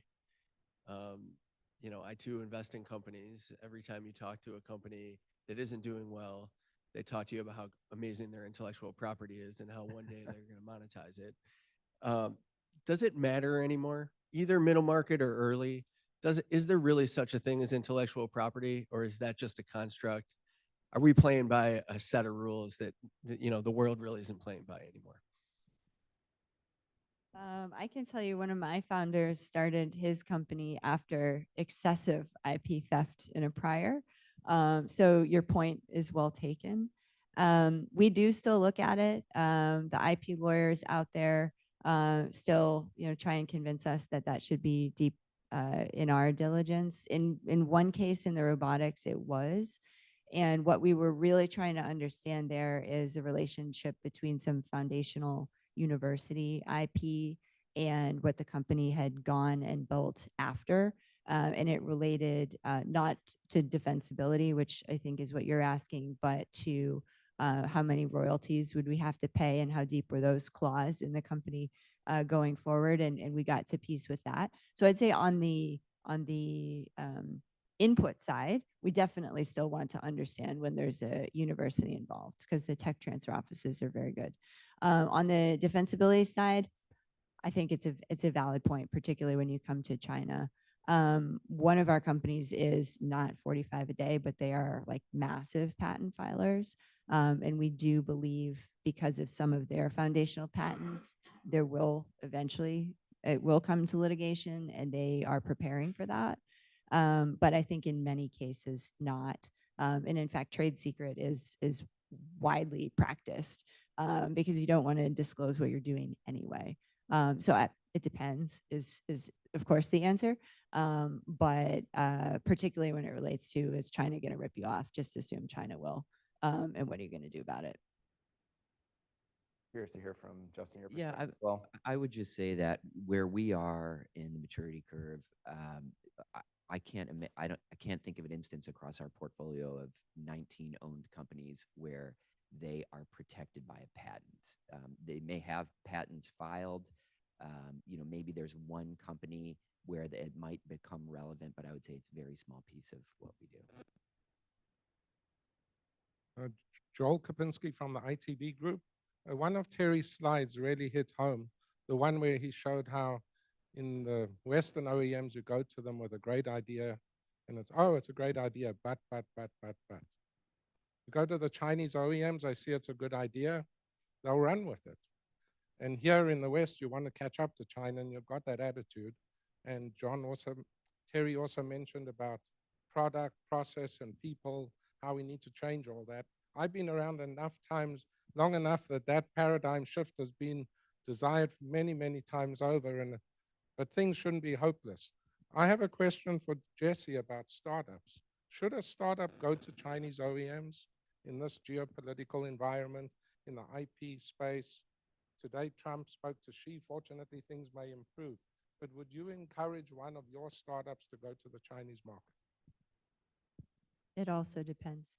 And I'll give you an example from our portfolio. So we have a company called Monogato. They do basically eSIMs and the platform to administer that technology for anything that's connected, including a car.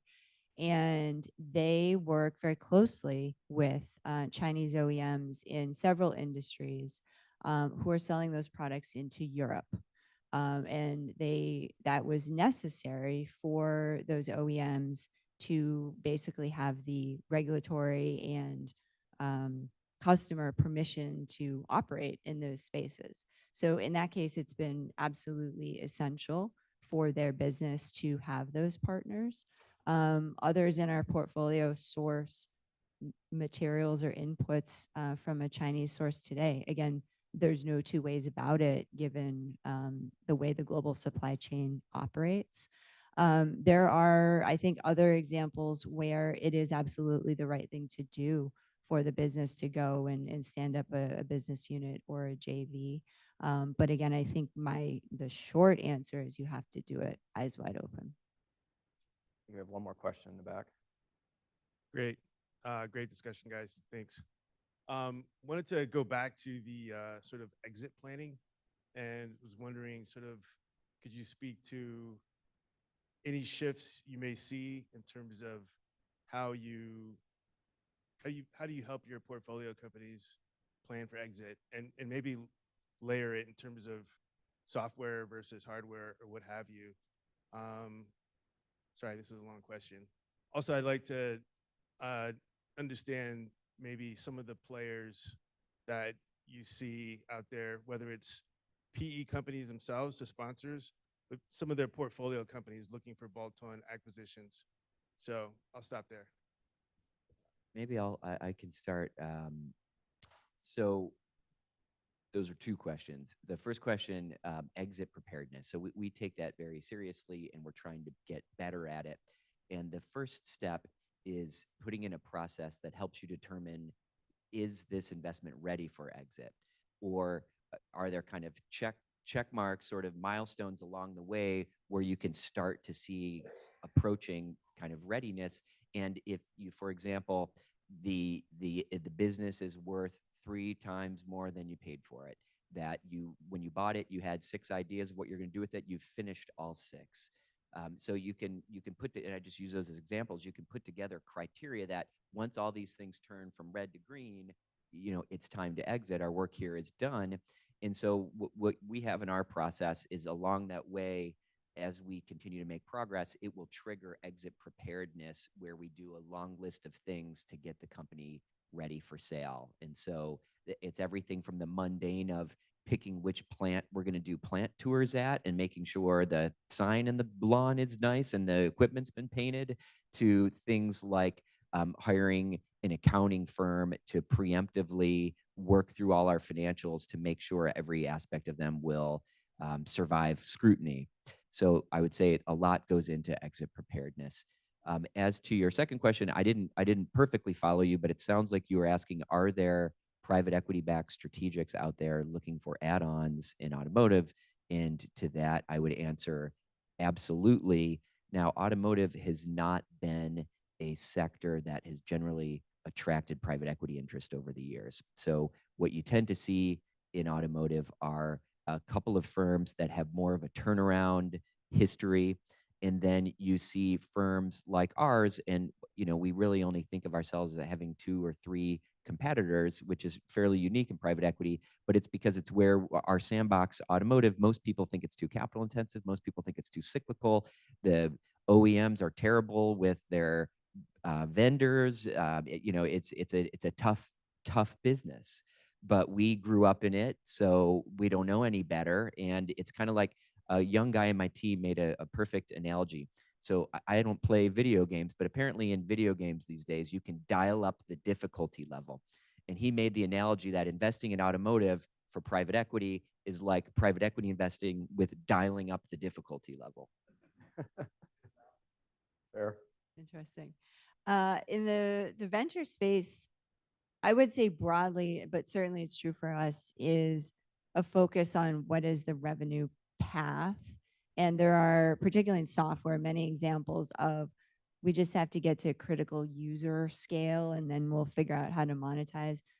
That's not a company for us. Those can be great companies, but that will not be one we invest in. We want to understand what that path is today. Many of the companies that we've invested in sell to enterprise B2B.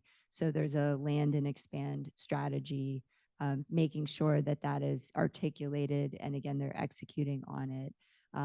And, you know, might they get to revenue stability where they're profitable in a quarter?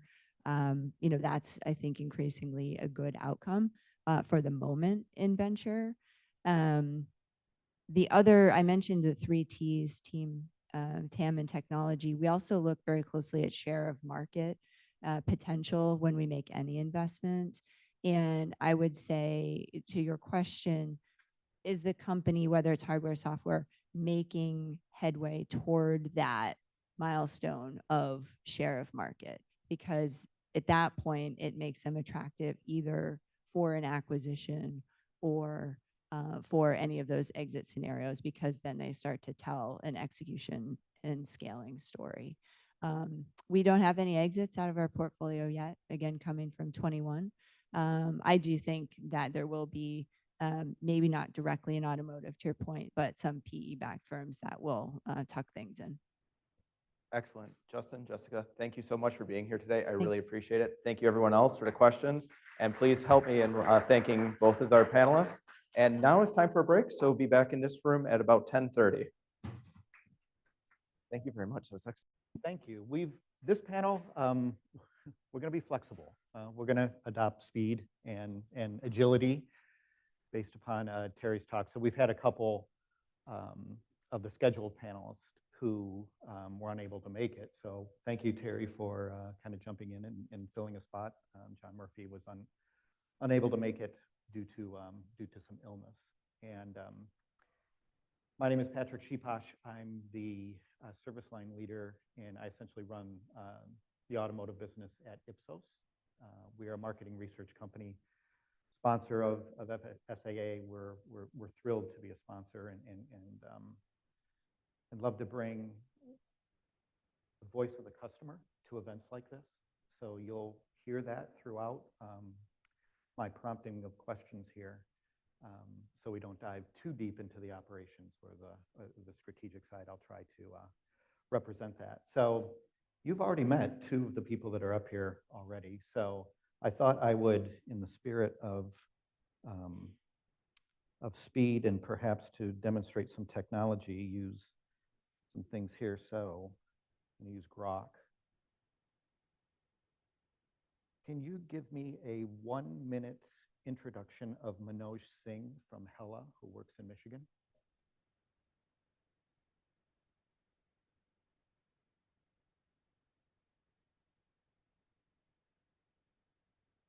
At Hella, based over 23 years of global experience, he's a visionary leader skilled in end-to-end manufacturing, project management, and strategy execution in the automotive and electronics sector.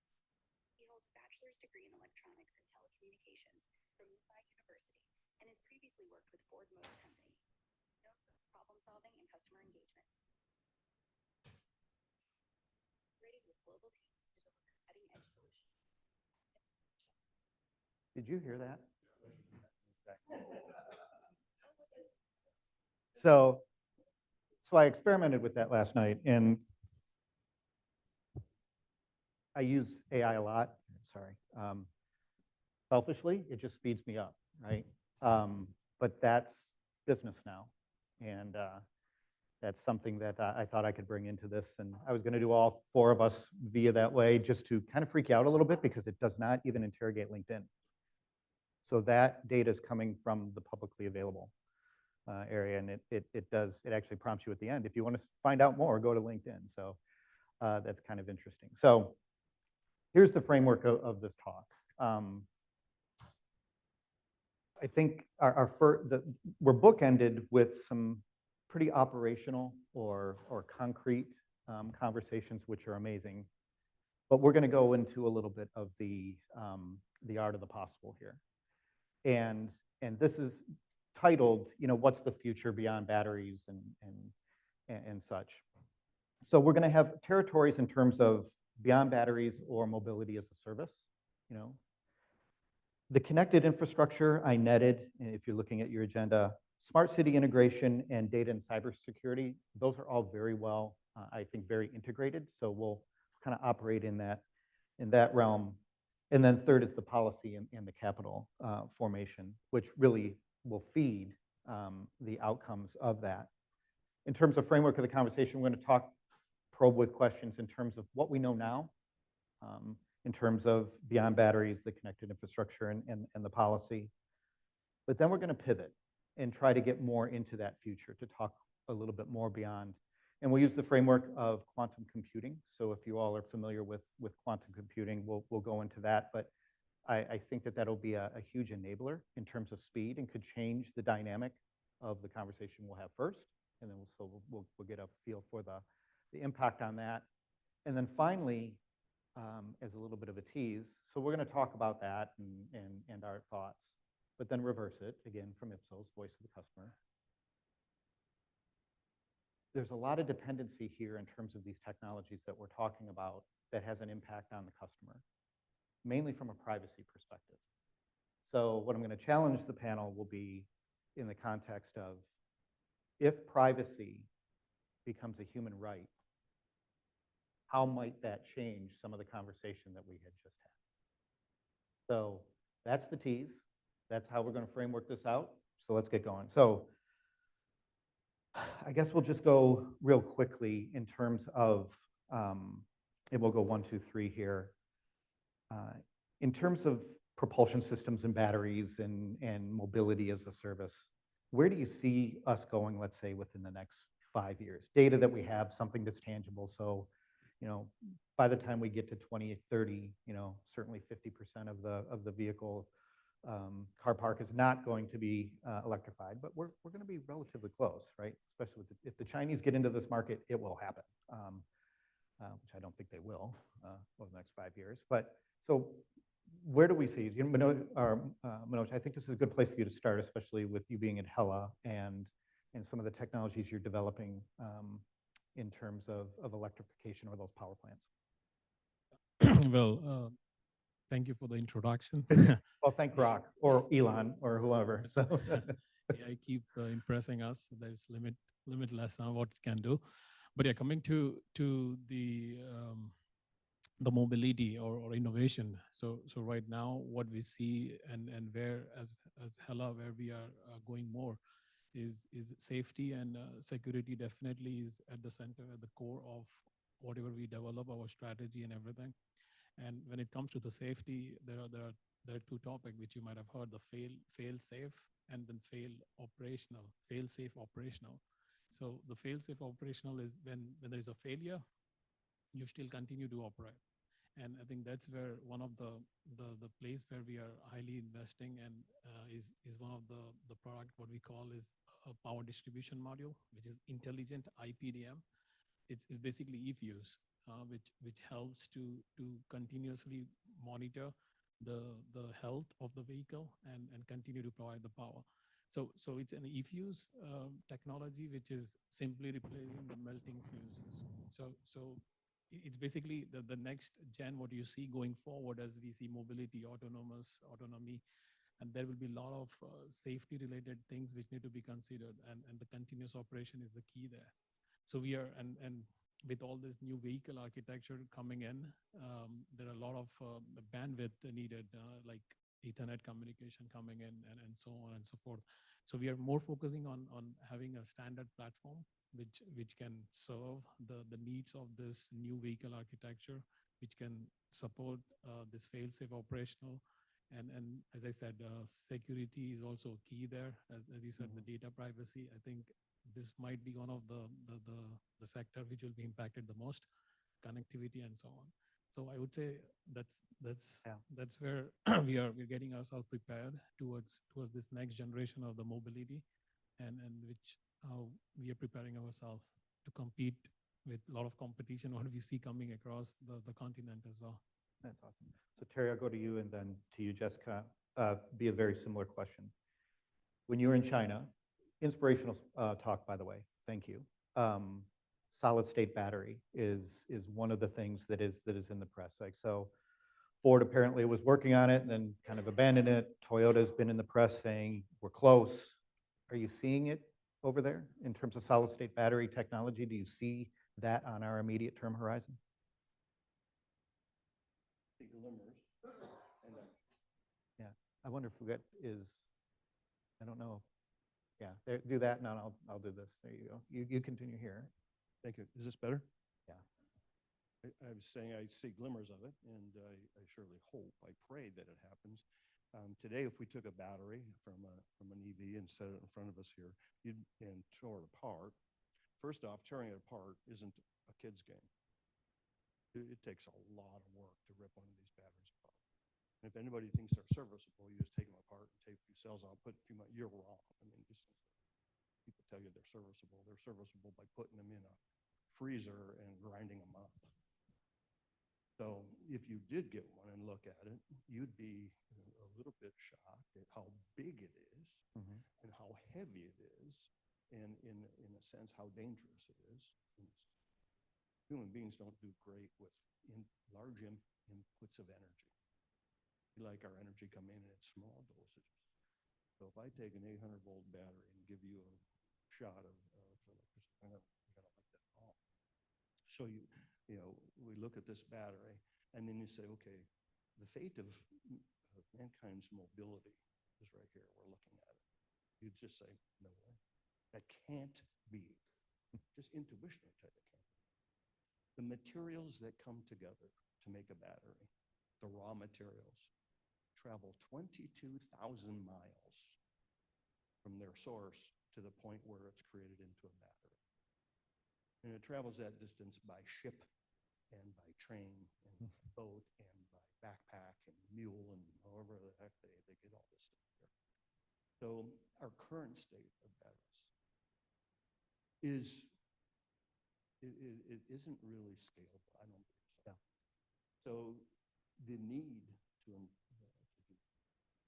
to create batteries much more manufacture it. You know, we can use it. We can serve its function. Can do it safely.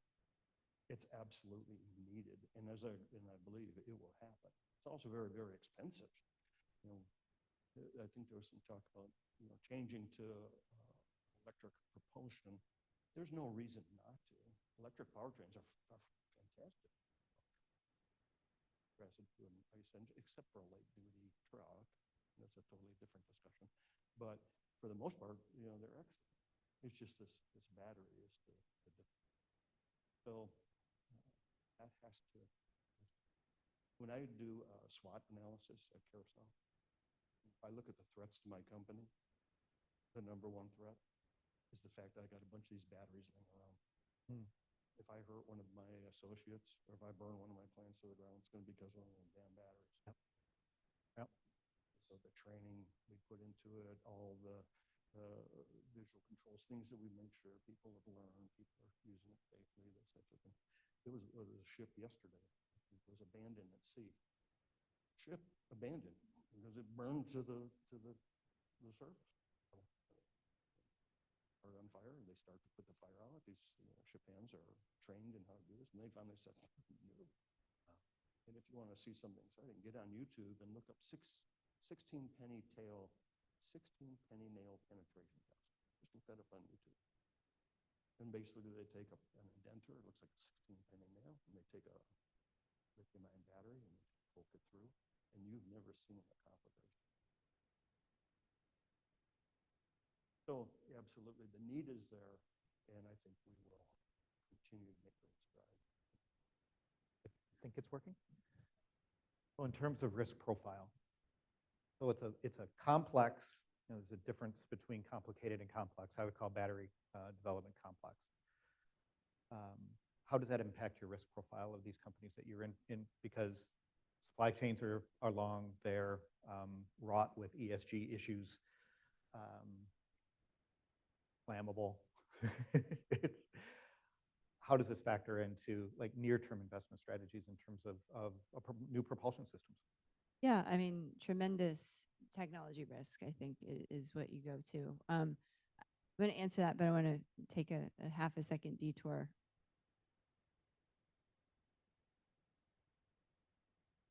We didn't take public transit. We can talk that about another day. Who drove an EV? Like a couple people. Hey, this is awesome. This is progress. For the rest of us that didn't, did anyone stop and get gas? Okay. Did you love stopping and getting gas this morning? You were like, man, I get to sit there. It's raining. The credit card machine might work. Who knows, who's going to be hanging out. It might have been dark. Your shoes got wrecked.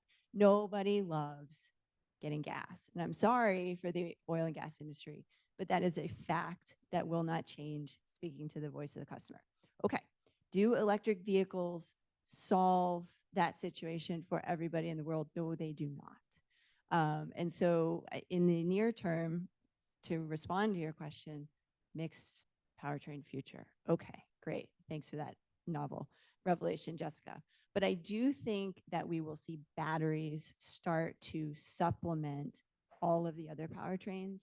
And eventually we will just go, oh, the battery technology has matured enough, the chemistries are safe enough that I plug this thing in rather than going and fighting with the credit card machine at Shell. One of our investors supplies technology in that category. They are terrified of what's going to happen. And the C-store owners are trying to figure out, if you're not stuck there for 8 minutes when the pump is going, are you going to buy your coffee and everything else? So again, voice of the customer, we just want to get where we're going, or have it come to us. And so this mobility as a service, there's a New York Times article. The headline was, it's Waymo's, or we're already living in Waymo's world. We just don't realize it yet. The number of rides that have scaled in the rideshare platform for autonomous, that's what's getting the headlines, but don't forget, that's an electric vehicle. Yep, that's right. Did I answer the other part of your question? You did, because the powertrain, it's inevitable. The amount of capital investment and the attention that is there, we're going to get there.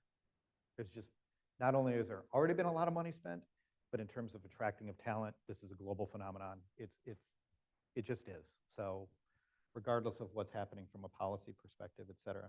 Now, the connected infrastructure, the smart city integration, the data and the cybersecurity, there's a lot of effort, especially from a European perspective. It's starting to get here. We've got our thing going in Ann Arbor in terms of a local aspect for us to do some experimentation. But I guess we'll reverse it here. So Jessica, in terms of vigor in the market of companies that you are seeing that are embracing that, do you feel that they have the wherewithal in the West to be able to work efficiently with the city governments? So, that's really where the rubber meets the road, not to have a horrible pun, but, and then therefore, how might that impact, where you're putting the money? It would not make a good panelist answer, but the answer is no. And we had a team and a version of that in my prior life, trying to work at that city level, and we set that organization up inside Ford because we had excellent government affairs colleagues who were familiar with plant level relationships, state and federal, but not at that city level. And it's in part because each situation has its unique considerations, but also it's just incredibly hard to scale. There's no buying consortia for cities, even when they trade information. But that being said, there are, I think, cases where this is working. The tech players with the state DOTs, I think, have made more progress. Take Texas, for instance. There's a project with a company called Forvia to deploy a whole bunch of connected vehicle technologies on this freeway. At the city level, Atlanta is actually doing a good job connecting their streetlights and other things I think the challenge has always been really to what end and who's willing to pay for it, right? There were massive federal dollars to put some of that technology in. Did it really, like as a consumer, make my life that much better? You know, if the traffic crossing is safer, absolutely. But I think the business case has still been missing in some instances. And then, you know, again, I'm in the business of investing in people who believe in a different way. We invest in a company called Metropolis that actually goes to this, do you love to pay for stuff when you're with your car? Auto industry for a generation has said, when you're with your car, we'd like to enable the transactions that you want to do, whether it's drive through or paying for tolls or paying for parking. And we took a long time to get to the standard for how the car would talk to anything and maybe even pay for it. Our portfolio company said, that's nice, you go work on that. We're just going to use the image of your vehicle as the payment identifier of sorts. You register your credit card once, and then anywhere you are with your car, theoretically, you can just pay for it. They said, you keep working on your standards. We're going to do something completely different. So It's quite interesting. So Terry, as riffing off your original talk, you just came from Europe, spent a lot of time in China. So comparing, contrasting to what you're seeing here in the States, are you seeing any evidence internationally in terms of that connected city concept adhering perhaps more in different geographies? Or no? Not a lot.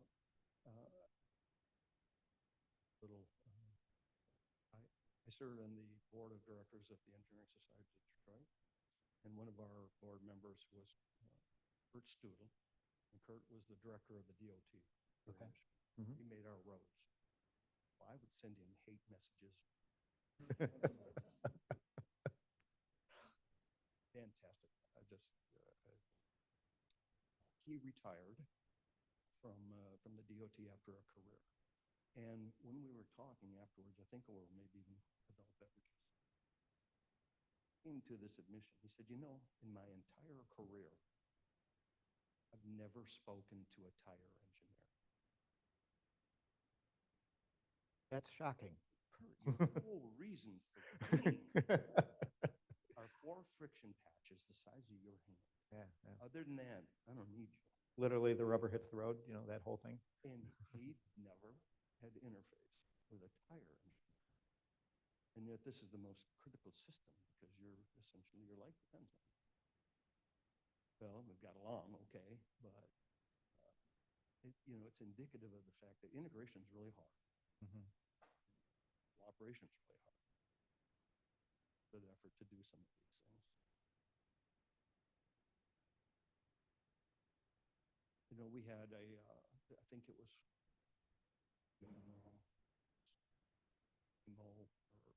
self-driving taxi in Chandler, Arizona, that one evening, one night, hit a pedestrian, a woman on a bicycle wearing dark clothes, pulled in front of his car, and she was hit, and she was killed. And the result was the city stood down with taxis, all of them. And in fact, we stood them down across the country.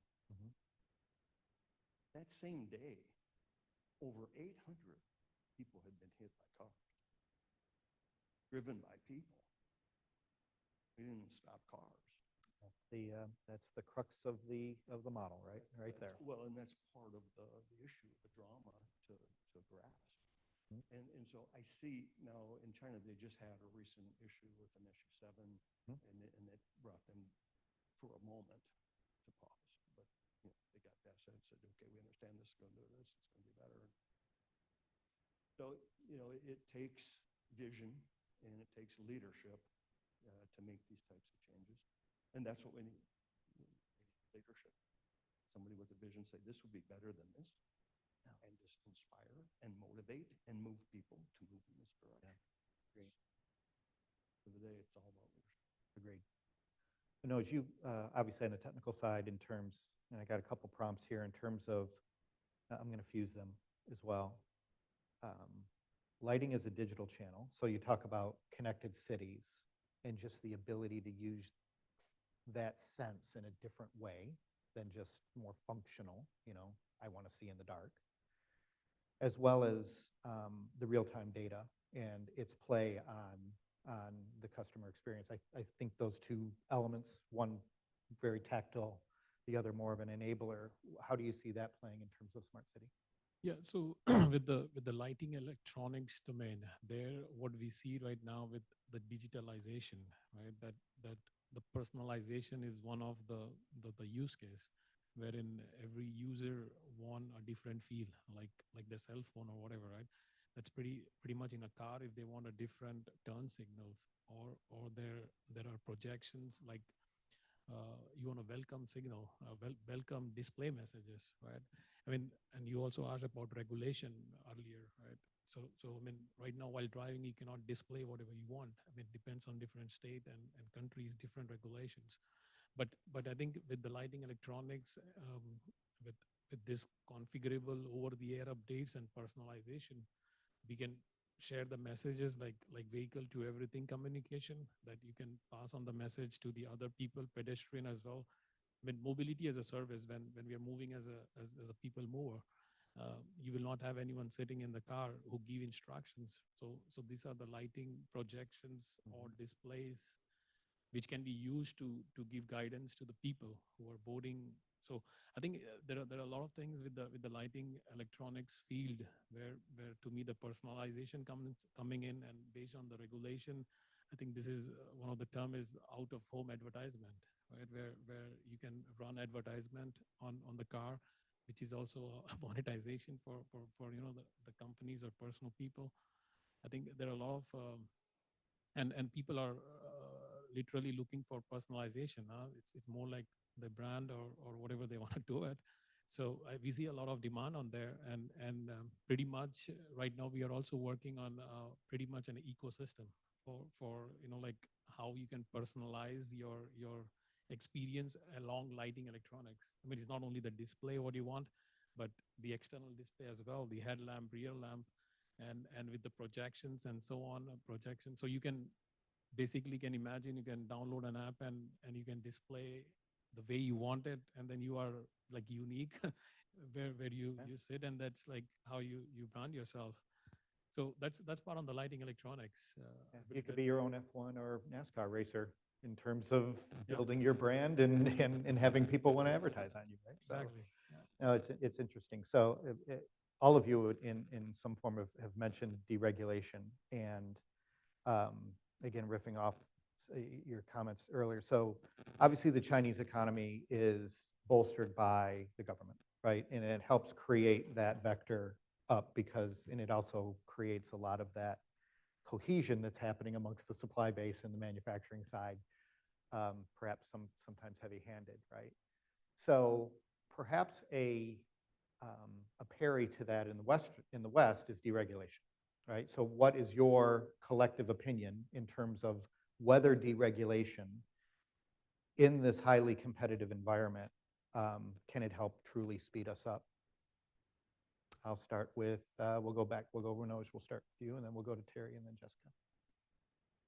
I mean, on the regulation side, definitely, right? Because when I can talk more on the technical side of it. There are many of the features which are required in a car because regulation wants it, right? That is driven by the regulation, and some driven by the customer, let's say, needs or experience as well.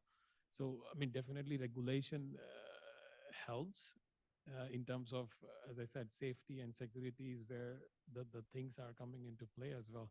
To me, I think the collaboration model between the supplier and the OEM definitely is needed to be competitive when we are competing against a side of the world where things are not so transparent. So I think to me, the key here for our success is having a collaboration model and standards across industry where we are progressing and not kind of competing against each other to slow us down. And to me, yes, we are in the transformational phase in the automotive where mobility as a service, or in future, next 5 years or 10 years, whether everyone switch to service or own car as an asset, that is still a questionable thing, right? I mean, so I mean, to me, coming back to your question, the regulation definitely need to be supporting the competitiveness in our region and not pushing us behind. I'll reframe the question slightly for the next two responses. I can't recall whether I said it was Jessica and then Terry. I think we'll go to Terry.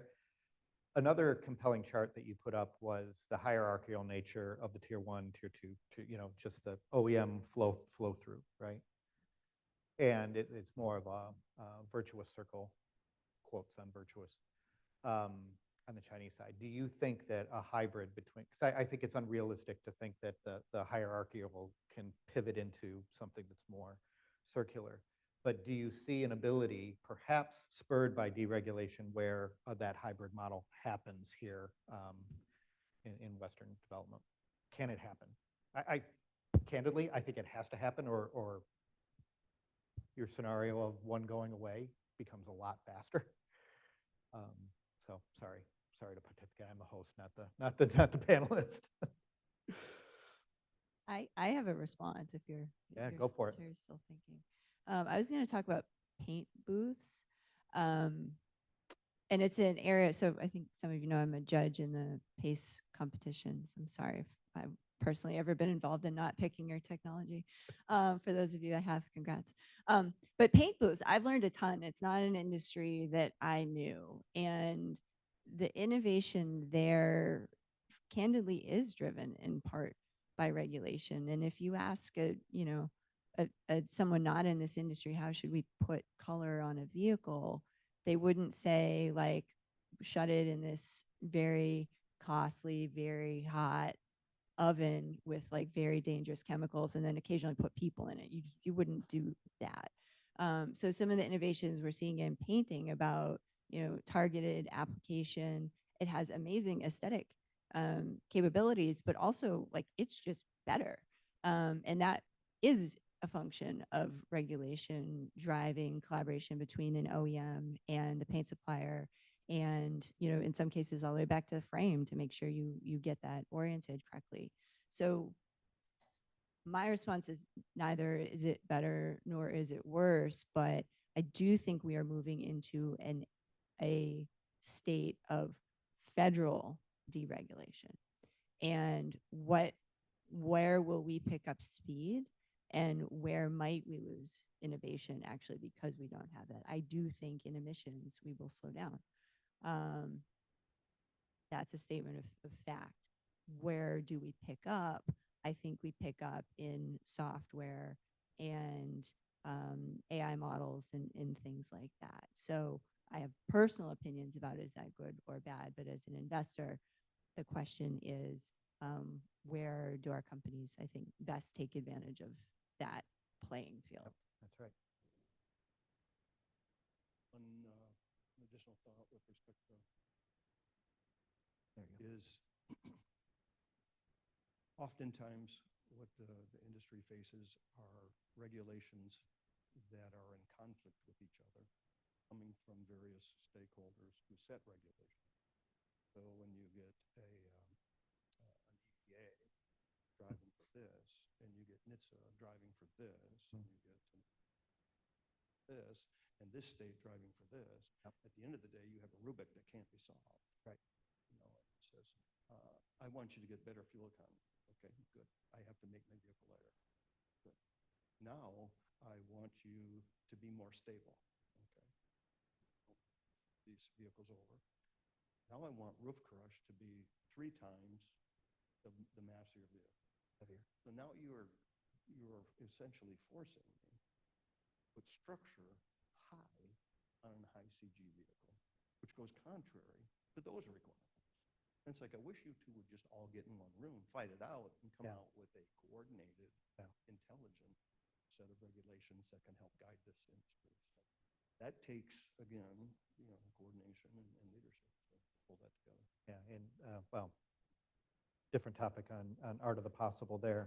Okay, we're going to pivot to the concept of quantum computing. So just a super top line on this. This is about as high level. If you're unfamiliar, IBM and Google are probably preeminent right now in terms of creating just mega fast compute power. Won't get into the qubits and the times,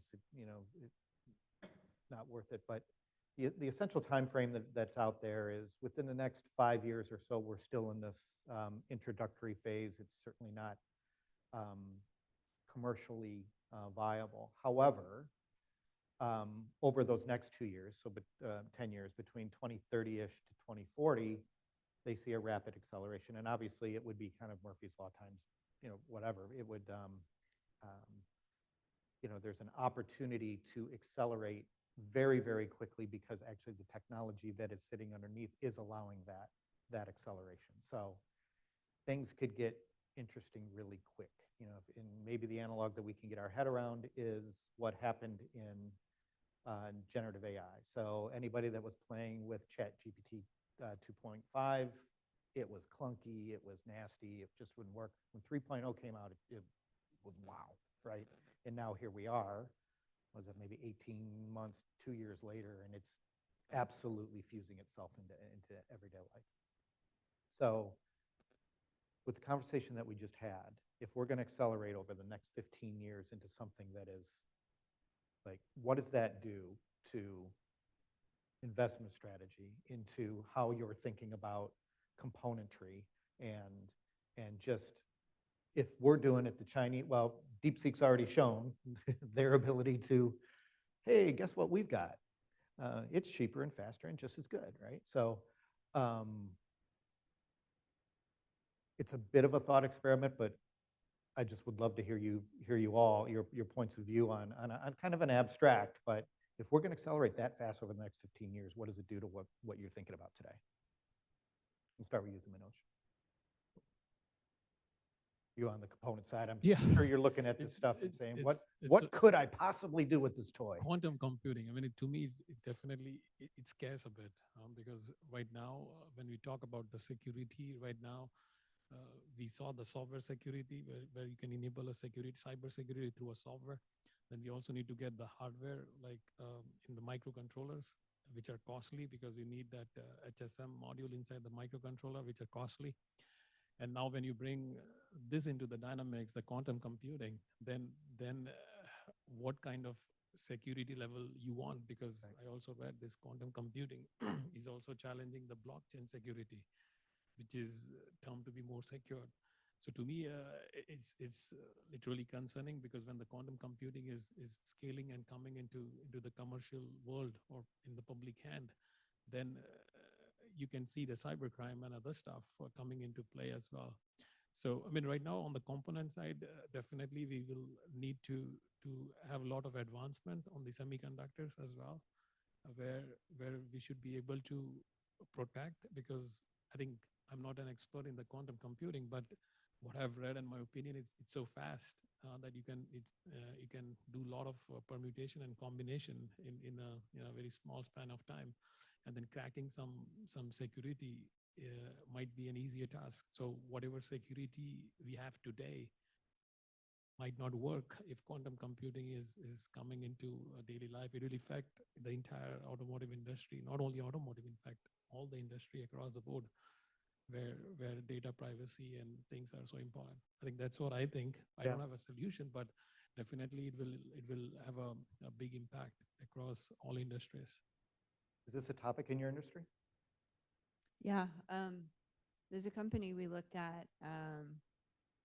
They just closed their round. They're distributing quantum keys from a satellite network because how do you fight quantum? It's with quantum. And so they're covered in the news. Potentially, Chinese quantum computers have already cracked some of our state level encryption. If that's leaked in the news, they probably have. So we have to level up security for, I mean, any transaction, right? Whether it's banking or critical CAD files. I mean, it's literally everything. So we do think about that, and there are distribution limits today on quantum keys because of their fundamental nature. I would say I actually had a much more philosophical response, which is, we use a bunch of AI tools in the work that we do, whether it's diligence or writing up briefs. I was talking to ChatGPT on my way here, hands-free in the car, to, think about some of the things I wanted to say. On the investment team, we talk much more about what are the things that a financial manager and investor will have to do that literally only a human can do. And we're primates looking somebody in the eye. There's gut, there's trust, there's bias too. But that decision making, we will augment it. And will we use quantum powered diligence in the future? Probably. But at the end of the day, I think my investors are going to still want me in the decision making loop. And so I think about the skills actually necessary to be an effective user of all of these advanced tools. And it comes to literacy of how AI works, how quantum works, where am I being spoofed, all of those things. And it comes actually much more human, which again, maybe that's my bias starting from anthropology. But I don't think technology, like for all of these advances in technology, humans have still been there. I don't know what it looks like yet, but I think people will still be a critical part of the loop. So Terry, if you are yourself 35 years ago today, what do you want to go learn in terms of this topic, in terms of quantum, in terms of Gen AI? Like, what advice would you give to a young engineer based upon a lot of the stuff that we've just talked about? Well, to be honest with them, I tell them there's a lot easier ways to make money than making cars. That's a brilliant answer. Okay. That aside, let's say that they've got a passion for this industry and they love to, they're looking forward to changing the way that humans move. What would you tell them? That's a fantastic question. Because the way humans move is what mobility is. Mm-hmm. And it's a vital part of it. Go from where we are to where we need to be or want to be for relationships and work and other things. For millennia, we did that by walking. Technology for thousands of years was a ship. Feet could drive an animal, or mule. Well, then along comes a car. Unleashing mobility and much more beneficial to mankind. However, it's prohibitive from a cost perspective. We haven't done a whole lot recently to democratize mobility because the average transaction price in the United States right now is $47,000. So, the average vehicle, it cannot be afforded by the average income. That's a problem. Number two, from a societal harm perspective, as much as we focus on electrification from an environmental perspective and how that will help mankind, the number one threat of this vehicle is the fact that we kill people, a lot of them. In the United States, we kill 38,000 people a year die in our automobile. Globally, 1.2 million people. So if there's something that we would do from a mobility perspective, that I would focus my is don't allow that to happen. And we're smart enough to make these machines so they won't hit each other. We've got the technology. You talk about quantum computing and these types of things. In order to do that, you need a lot of data. Yeah. You need to be able to process a lot of data. It's an enabler. Yeah, It's the enabler to get you to that point. Now, can you imagine a fleet, a global fleet, where the vehicles aren't allowed to hit each other? I don't need to put these pyrotechnic bombs in front of your face to catch you in case you do hit. I don't need all this structure. I don't need all these massive beams and all this stuff. I don't need it. So all of a sudden it becomes much more efficient even. It's a virtuous circle to make it better. And the numbers of people impacted couldn't be any higher. Yeah. Now, the current state of autonomous driving is your analogy earlier about the ChatGPT. It's kind of clunky. I would say that the current state of autonomous driving makes bad drivers better. If you're a shitty driver, it'll make you a little better. If you like to text while you drive, or you're inattentive, or you're inebriated, or whatever, it's going to make you better.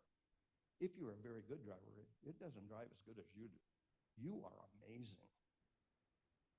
The set of transducers that you have and the ability to take in these data and the ability to process these and make decisions and execute things. You're incredible, and you're extremely difficult to replace with technology.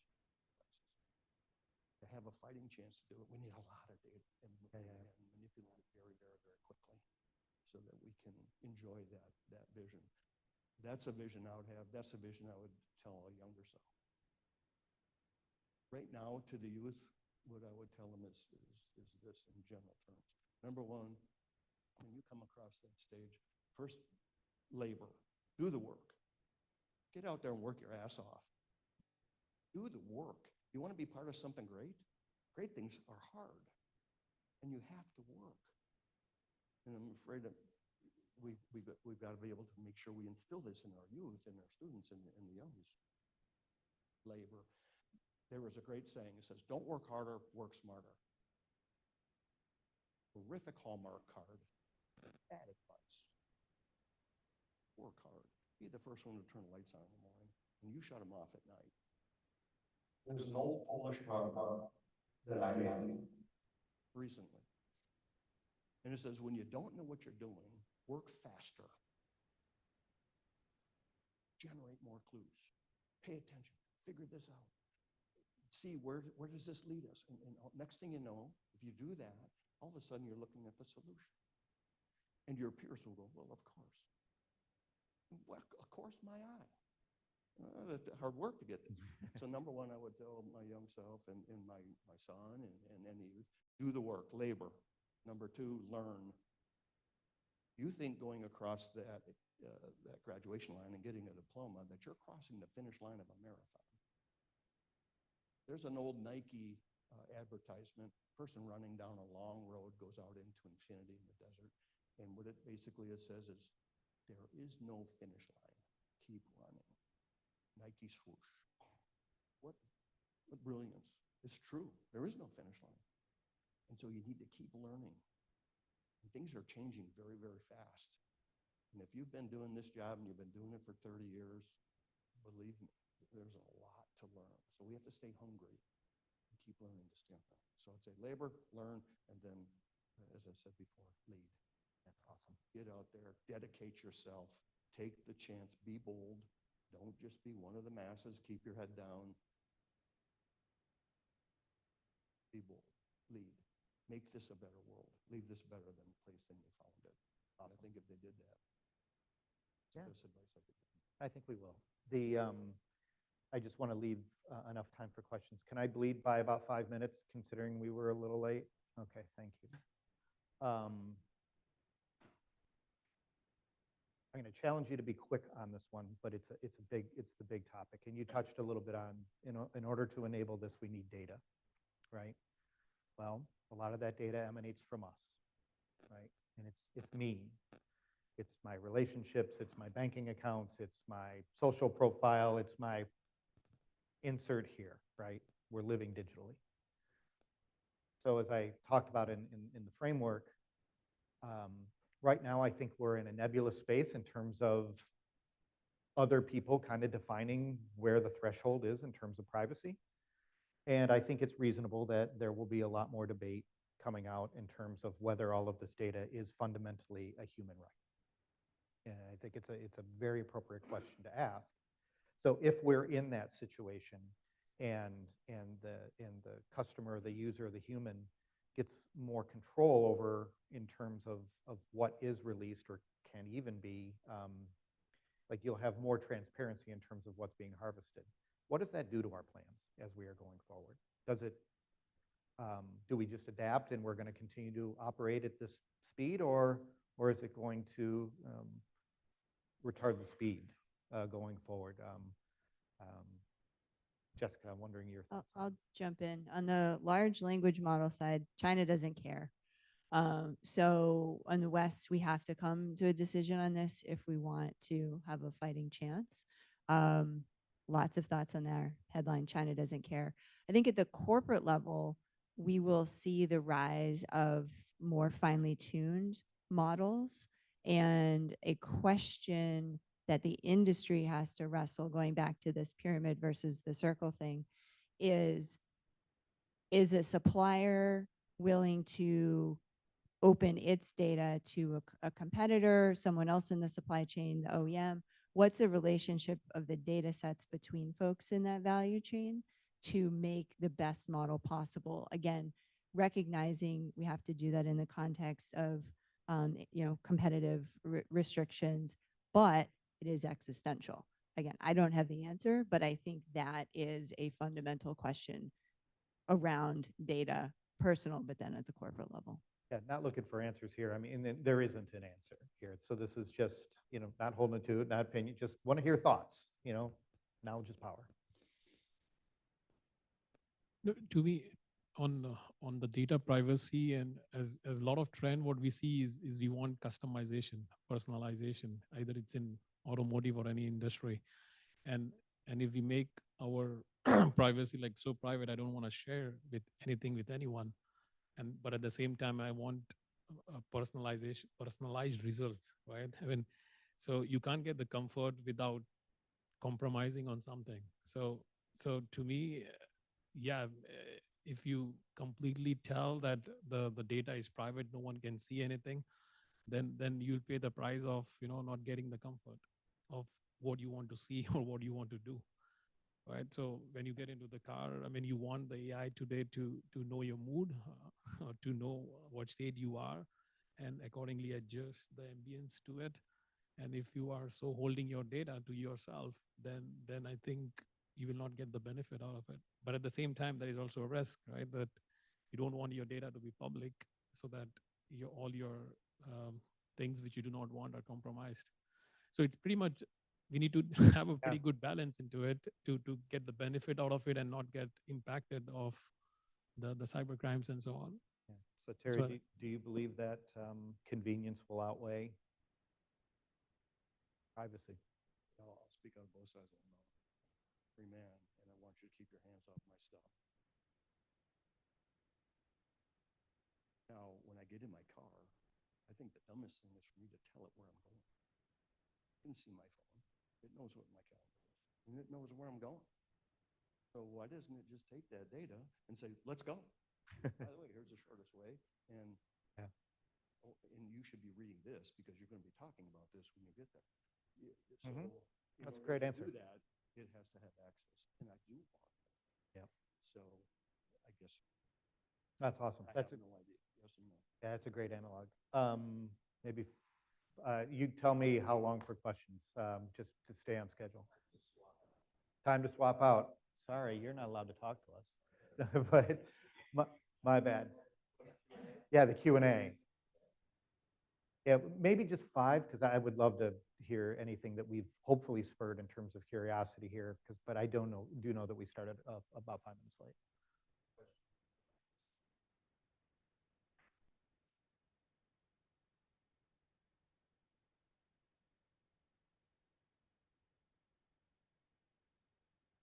This might be an unfair question, but I'm going to ask it anyway. And this is for Terry. Given the challenges that you covered with us competing against the Chinese in the auto industry, what advice would you give the administration on guiding them regarding tariffs and any other policy changes they should consider for us to compete against China? Have at it, Terry. Great question. I just got back from the European conference with JP Morgan, and it was the discussion everybody had. It was the exact same kind of questions. And obviously, everybody's wrestling with it, and everybody hates it. But remember what I was talked about earlier this morning, to say you're years behind from a technology perspective, and they're moving twice as fast as you. The only thing I would say is take a disadvantage, turn it into an advantage. Let this buy you some time. Get caught up, be innovative, be aggressive, and move forward.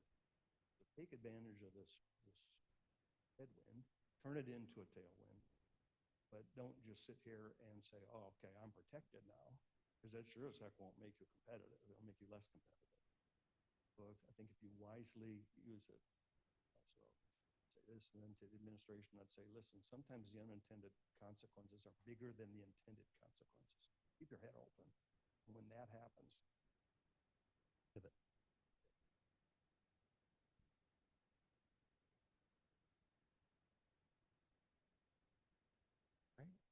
The desire to stay on calendar is more important. Thank you all. I hope you enjoyed the conversation. I certainly did. So thank you very much. To get to. But good morning, everybody. Late morning. We're turning into the home stretch. Appreciate all your patience. Appreciate seeing so many great people here, so many friends and colleagues and other smart folks that we're lucky enough to know. I'm Jamie Butters. I'm the executive editor of Automotive News and host of the Daily Drive podcast. So we've got our panel here, final session of the day, manufacturing in the U.S., reviving competitiveness and innovation. Right, we just talked about the next era of mobility, so let's talk a little about the next era of manufacturing. We have Scott Cieslak. He spent 29 years in the tier 1 supplier industry, with roles at Lear, Forvia, Detroit Manufacturing Systems. He was CFO at Forvia North America and at DMS. Now he's the chief commercial officer at DMS and the president of Kinetic. It's one of their companies, units. Tu Lee is managing director at Sino Auto Insights. His track record includes stints at General Motors, Ford, Lear, and Apple. He also serves as entrepreneur in residence at the incubator and accelerator TechTown Detroit. Terry, is Terry with us? There he is. You've been hearing from him all day. Needs no further introduction. Mike Jackson is with MEMA, where he's executive director over strategy and research. And Anne-Marie Utz is partner at the international law firm Foley and Lardner. His practice centers on automotive suppliers, particularly those facing financial or operational distress. I'm sure you're plenty busy. And finally, we have Leo Mazurik, general manager with Forvia Materiact North America. He leads operations and business development for Forvia's sustainable materials business in this region. Thanks, Leo, for filling in for Stefan and for hosting us today. All right, so next era of manufacturing, U.S. manufacturing share of the global output has fallen to about 17% from around 28% in 2000. In recent years, with the electrification surge and advances in automated driving, we've seen massive investment in U.S. manufacturing. Most of it hasn't come online yet, but spurred by the IRA and the CHIPS and Science Act, now the policy environment has shifted from those carrots to the sticks of tariffs, taxes on imports. So again, the aim is more U.S. manufacturing, but what will it look like? And how can the U.S. be globally competitive for the next economic generation? Let's just go left to right to get us started. Yeah, go ahead. Scott.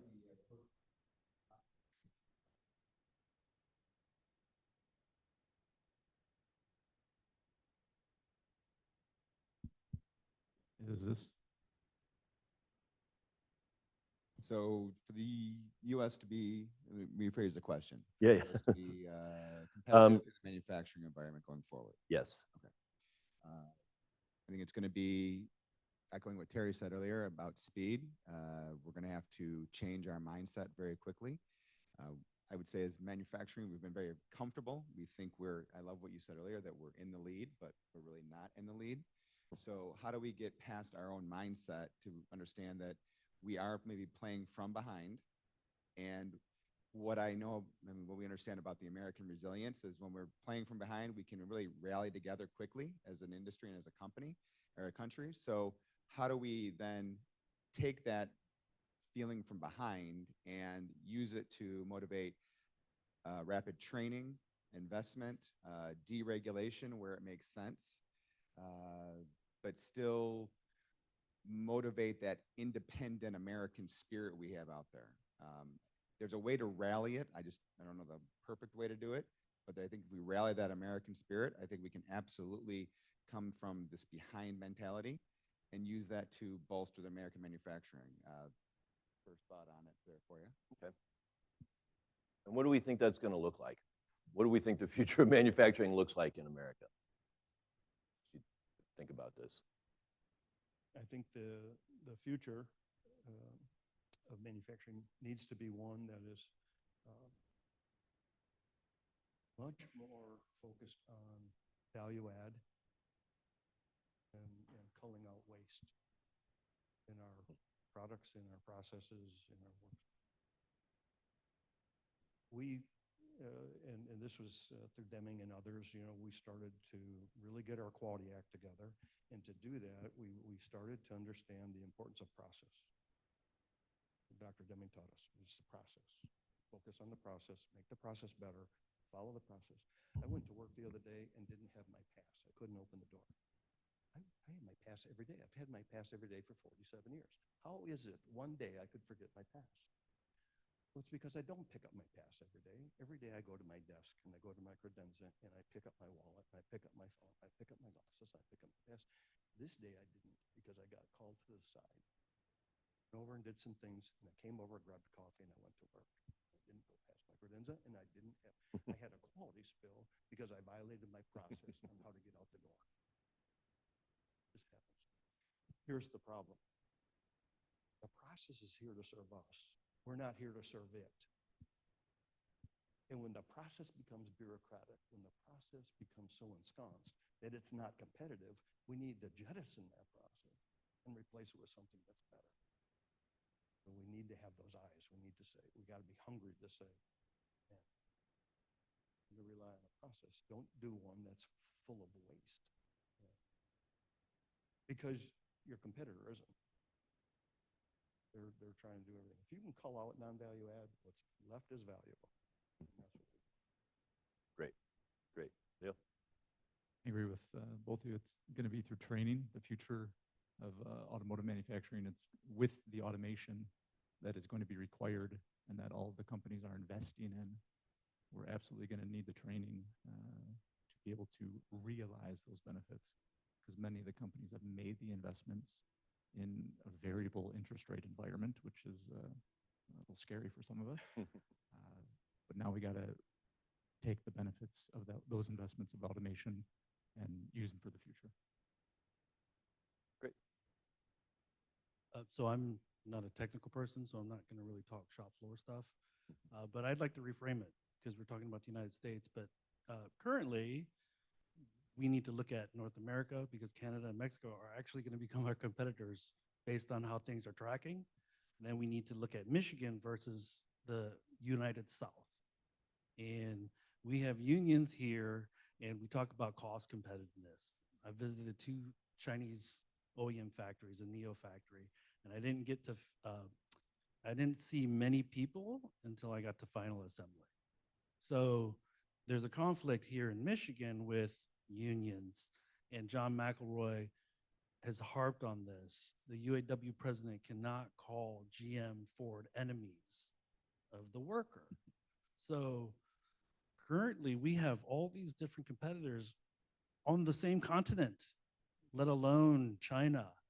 And so we have to look at all of these things and align all these incentives, because we're not going to beat China as the United States. We're going to beat China as North America or the Americas. So when I think about the future of manufacturing, I come at it from a supplier perspective.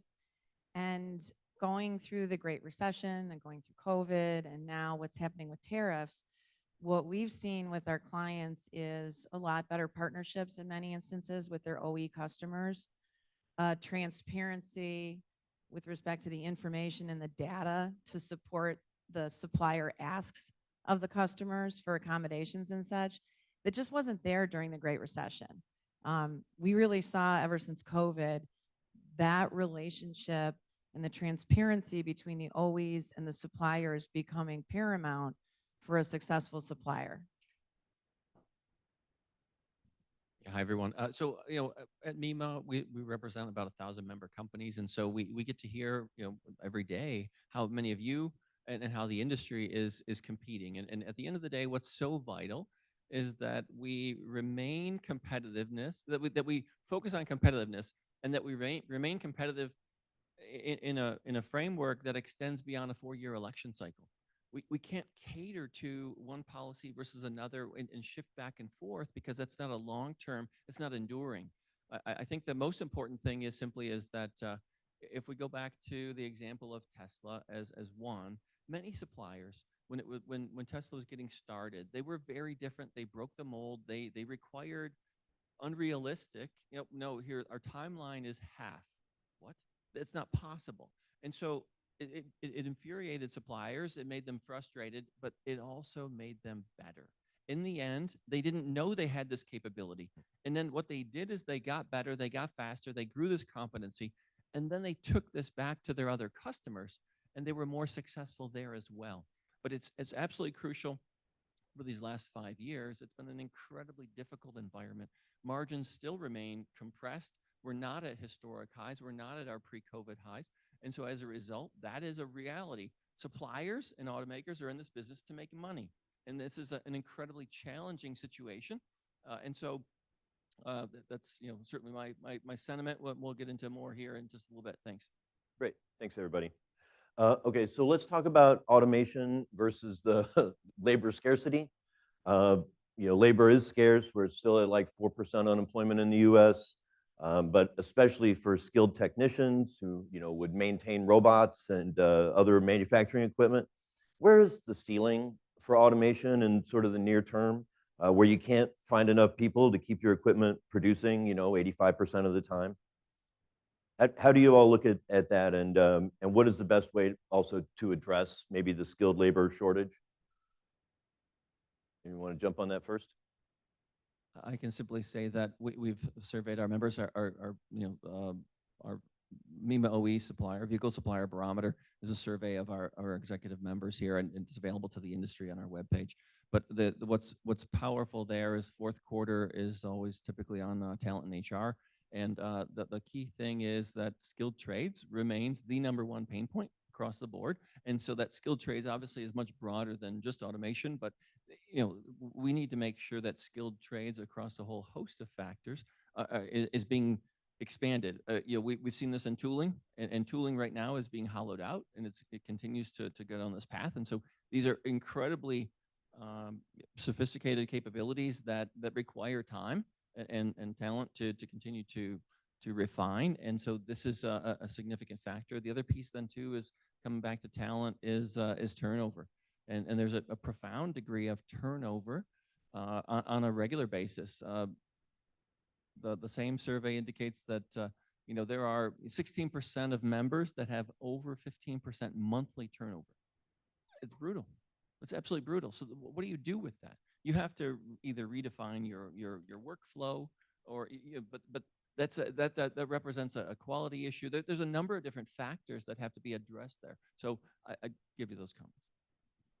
Yeah, what we're seeing is, especially in the Detroit area, is our bottom third of our employee base has over 100% turnover on a semi-annual basis. So we are seeing constant turnover at the and pulling up from the underserved communities we're in. In order to become efficient as a full company, we're having to obviously then invest in automation, because we need to downsize our employee base. Our pool is too big where we're pulling from. So as we downsize our employee base, we need to augment through automation where we can. When we augment through automation, we're having trouble finding that skilled worker. So we're trying to invest then in training facilities inside of our company to add the trade talent that has been, I guess, downplayed or minimized over the past years through our education system, which has moved everybody up through the college ranks, but not necessarily through the trades. So where can companies and then government support come in to help invest in companies through the trade areas to upskill a workforce? So what we're doing is trying to do a lot of development on these technical areas, both through our Detroit manufacturing systems, through Kinetic, internalizing that and using it as a competitive advantage as we can. Because right now, that we're not going to do it through continued labor efficiency. The days of the assembly operators and athlete are going to be going away through the automation moves. So I'd like to think of this from the standpoint of the efficiencies that we need to gain. Evolutionary efficiencies and processes, 2-3% improvements is not going to move the needle really. And Terry, maybe you can disagree with that. But if we're trying to lop off half the time it takes, so China, 15 months, zero, clean sheet to job one's about 15 months. If we can get to 2 years, how many employees do we still need, right? Do we need as many? Because I want to reconcile that number, because at current processes, but if we have some automation, if we're able to cut some time out, and if we think about it, the gentleman, the private equity gentleman, he was like, I invested in an e-motor company. Their entire powertrain divisions at OEMs that aren't going to be in a job in 5 to 7 years. So there's still opportunities for that retraining, but we need to reconcile what the future challenges is instead of answering what the next day. And unfortunately, the current administration is making it impossible to profitably build anything, right? Because rare earths go into everything, not just cars, not just EV batteries. And so we can't shoot ourselves in the foot and expect to be competitive in 10 years. Anyone else, or should we move on to the next question? Let's do it. Leo, regarding scope 3, emissions by the products, not just the manufacturing and all that, how are European ESG mandates influencing your North American investment decisions? We take those mandates that are currently in legislation in Europe, but also not quite in legislation yet in terms of the ELV mandate for recycled vehicles and such. We integrate it here because we see it coming. You can't just think, like you said, in the election cycle of the remaining 3 years or 3.5 years. Someone has a countdown, I believe, that are left. We see it with the European-based OEMs that operate here, that regardless of a lack of legislation in the US, in their mandates to us, in their supplier terms, they still expect a certain reduction in CO2 emissions. So that drives how we help them design vehicles, design the components that we put into their vehicles, I should say, and the materials that we use, along with the supplier choices that we have. Supplier choice is critical in terms of their footprint and the technologies that they utilize, and going as far down to the transportation that we utilize from the suppliers. So it does have an impact, is the short answer. Does anyone else have to tangle with those regs? Let's move on. Anne-Marie, what looming policy poses the greatest compliance risk for 2026 launches? So talk about tariffs, which are not going anywhere. The USCIT recently validated. Everybody saw that. That is on appeal. It has stayed. But the administration will use other tools to impose their tariffs. And I think that what we're seeing is sort of twofold. One is accurately tracing and figuring out which country something's coming from, which seems easy. But when things pass back and forth between countries, when something is changed along the way, the accurate reporting and accounting for those things is a trip spot for, I think, a lot of suppliers. Terry, with digital teardowns and things that you do at CareSoft, are you having to help companies try to figure out what their U.S. content is on vehicles made in Canada, Mexico, things like that? Yeah, absolutely. It was a big piece of work that comes through. I was amazed when we had, during the chip shortage, we had customers come and ask us to inventory and tell them where all their chips were. You're paying me to tell you what is in your vehicle. But the fact of the matter is, the black box is a black box figuratively and literally. Yeah. And so, yeah, you come through and you say, oh, well, hey, you use the same chip in here and here and here and here. Mm-hmm. If you need more chips, just don't sell that and use those chips. So you were able to do that. And tariffs, you mentioned earlier, there's a YouTube video that John McElroy and I Wall Street Journal, tariffs, F-150. We took an F-150 and showed the world. Talk about tariffs. Make sure you understand. You see that little bracket? You see that? That transmission's a part, is it? Oh, no. That transmission's 150 parts. It's here. And by the way, this one starts here, goes to Canada, this happens, and it goes to Mexico. Then they come over here and they do this, and they ship it over here, and they put it in an engine. It's holy cow, then they send it to this country and make the vehicle. How complicated it is. I was amazed that YouTube video generated 4 million views.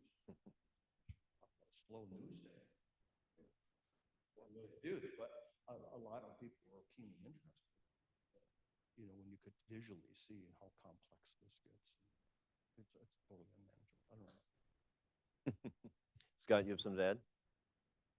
The automotive industry is far ahead of all these other industries, also these other industry verticals. So as we're looking to broaden out to other industry verticals, the groups that Jessica, for example, is talking to, these new manufacturing industries, they have to figure out how to bring their product to market in a tariff high environment right now. And I think it's going to maybe squash some investment, because you're not going to be able to manufacture necessarily in the US, or you're going to have to figure out how to partner with the right people. And the OEMs right now on the automotive side, as much as you, Emery, you mentioned that they might be partnering with suppliers, I don't feel that necessarily the same way. But I think that these other industry verticals are going to have to figure out how to get to where the where the automotive industry has been, because they're falling behind, or they're already coming from behind. And mobility being that definition that's very broad right now, especially the micro-mobility, last mile vehicles, how are they going to incorporate some of these new tariff and regulations into what they do? And I think the transparent partnership that I talk about is sometimes reluctant bed partners, right? So I'm not saying that the OEs rush in to marry the suppliers, but sometimes they're stuck with them and they can't get a divorce. And so the suppliers force that relationship, and the OEs really demand information, data from their suppliers in order to get what they want. Dowry negotiations. Right.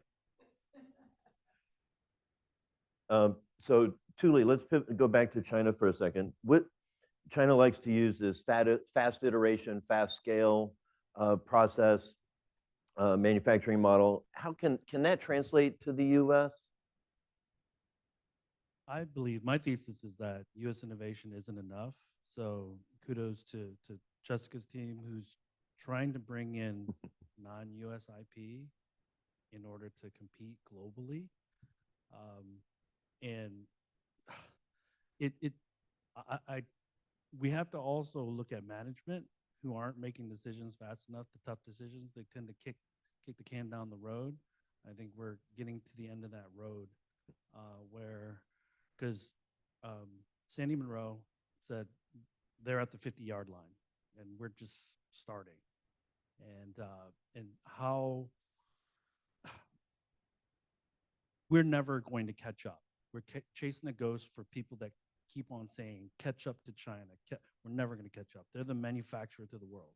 The only way we catch up on anything is if we close a bunch of Walmarts, close a bunch of Costco's, close a bunch of Sam's Clubs. Now, to be competitive, I believe what Terry said, we can be competitive, but how that's positioned is different. And we need to really look as a country, what are the strategic commodities that we need to bring in-house, okay? Because how the world is working right now is Western IP and Chinese IP is bifurcating. So, you know, the big bets, what are the big bets we need to make? Advanced manufacturing, right? Automation. But we got to be open-minded. We can't throw more people at a problem because that's never going to get us cost competitive. So. Could absolutely do it. And if we use the example of Tesla that you gave earlier, in some way revolutionized the auto manufacturing industry, eliminated a lot of processes that didn't need to be there, but that are still there at some of our traditional OEMs and are wasting money. But when the light bulb comes on within certain companies, they could take that model as an example, eliminate that waste, and not catch up, but at least improve. Compete. Yeah. All right, so let's do another one across the board. Policy and investment incentives, what matters more for reshoring investments, tax credits or streamlined permitting for like greenfield sites?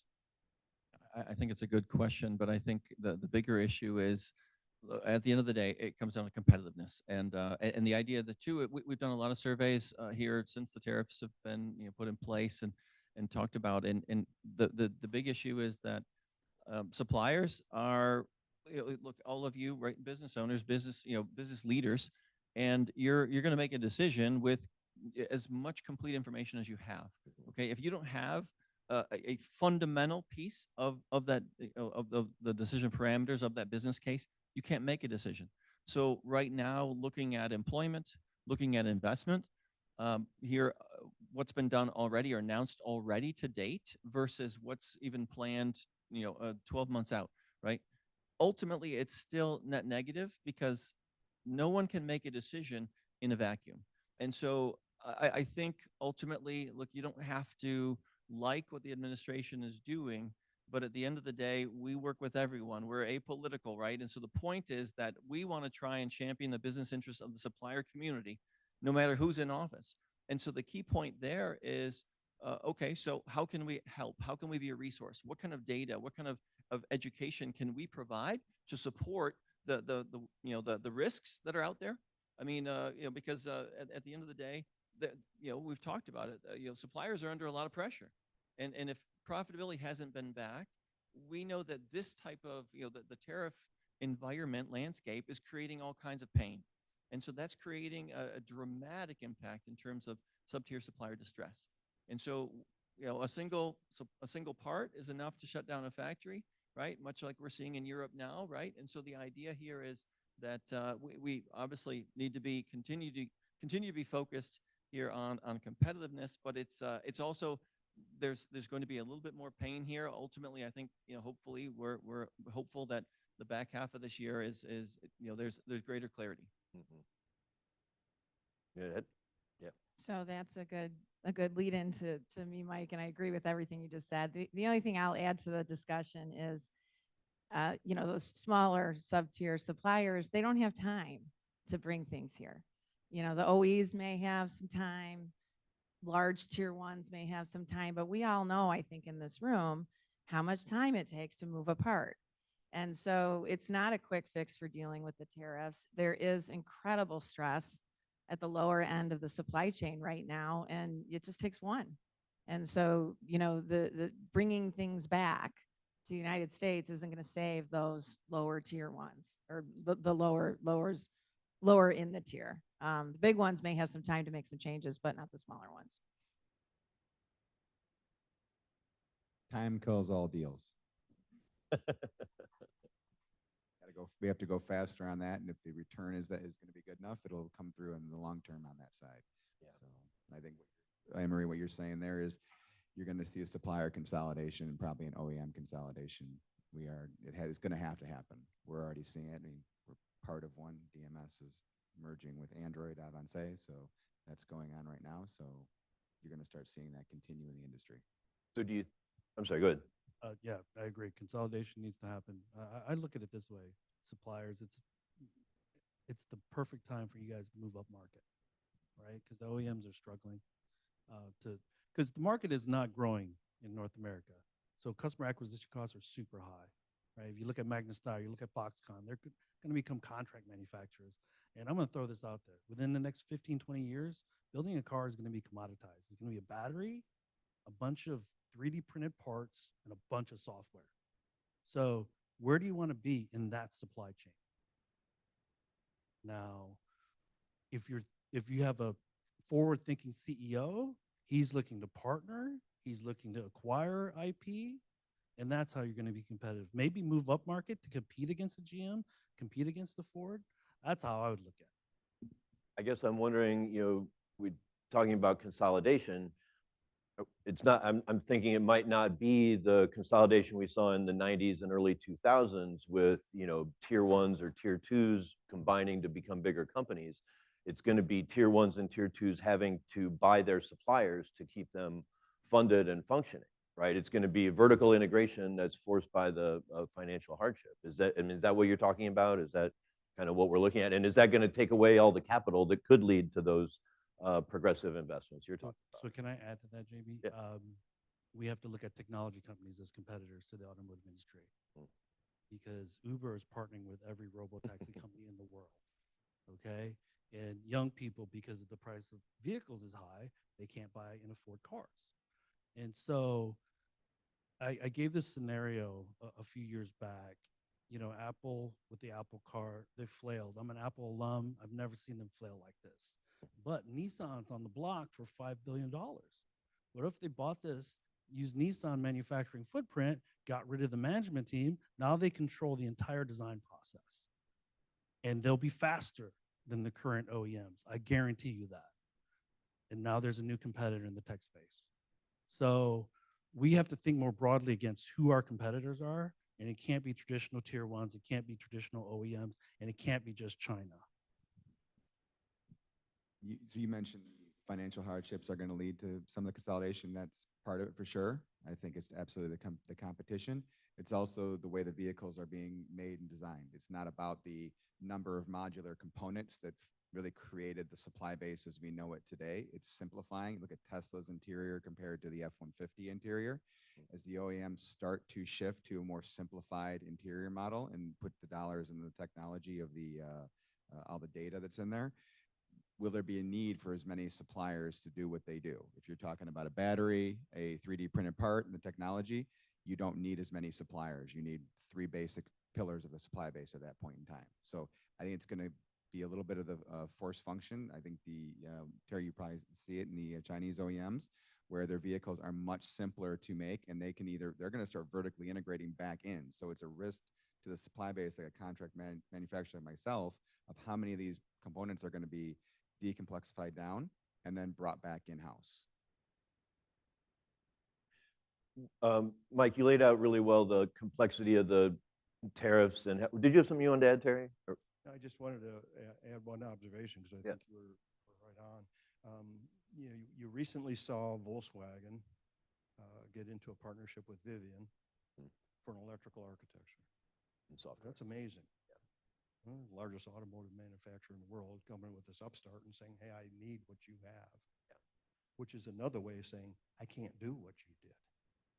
Recently, we saw in the news where Ford had canceled their FNV for electrical architecture work that they've been working on for quite a while.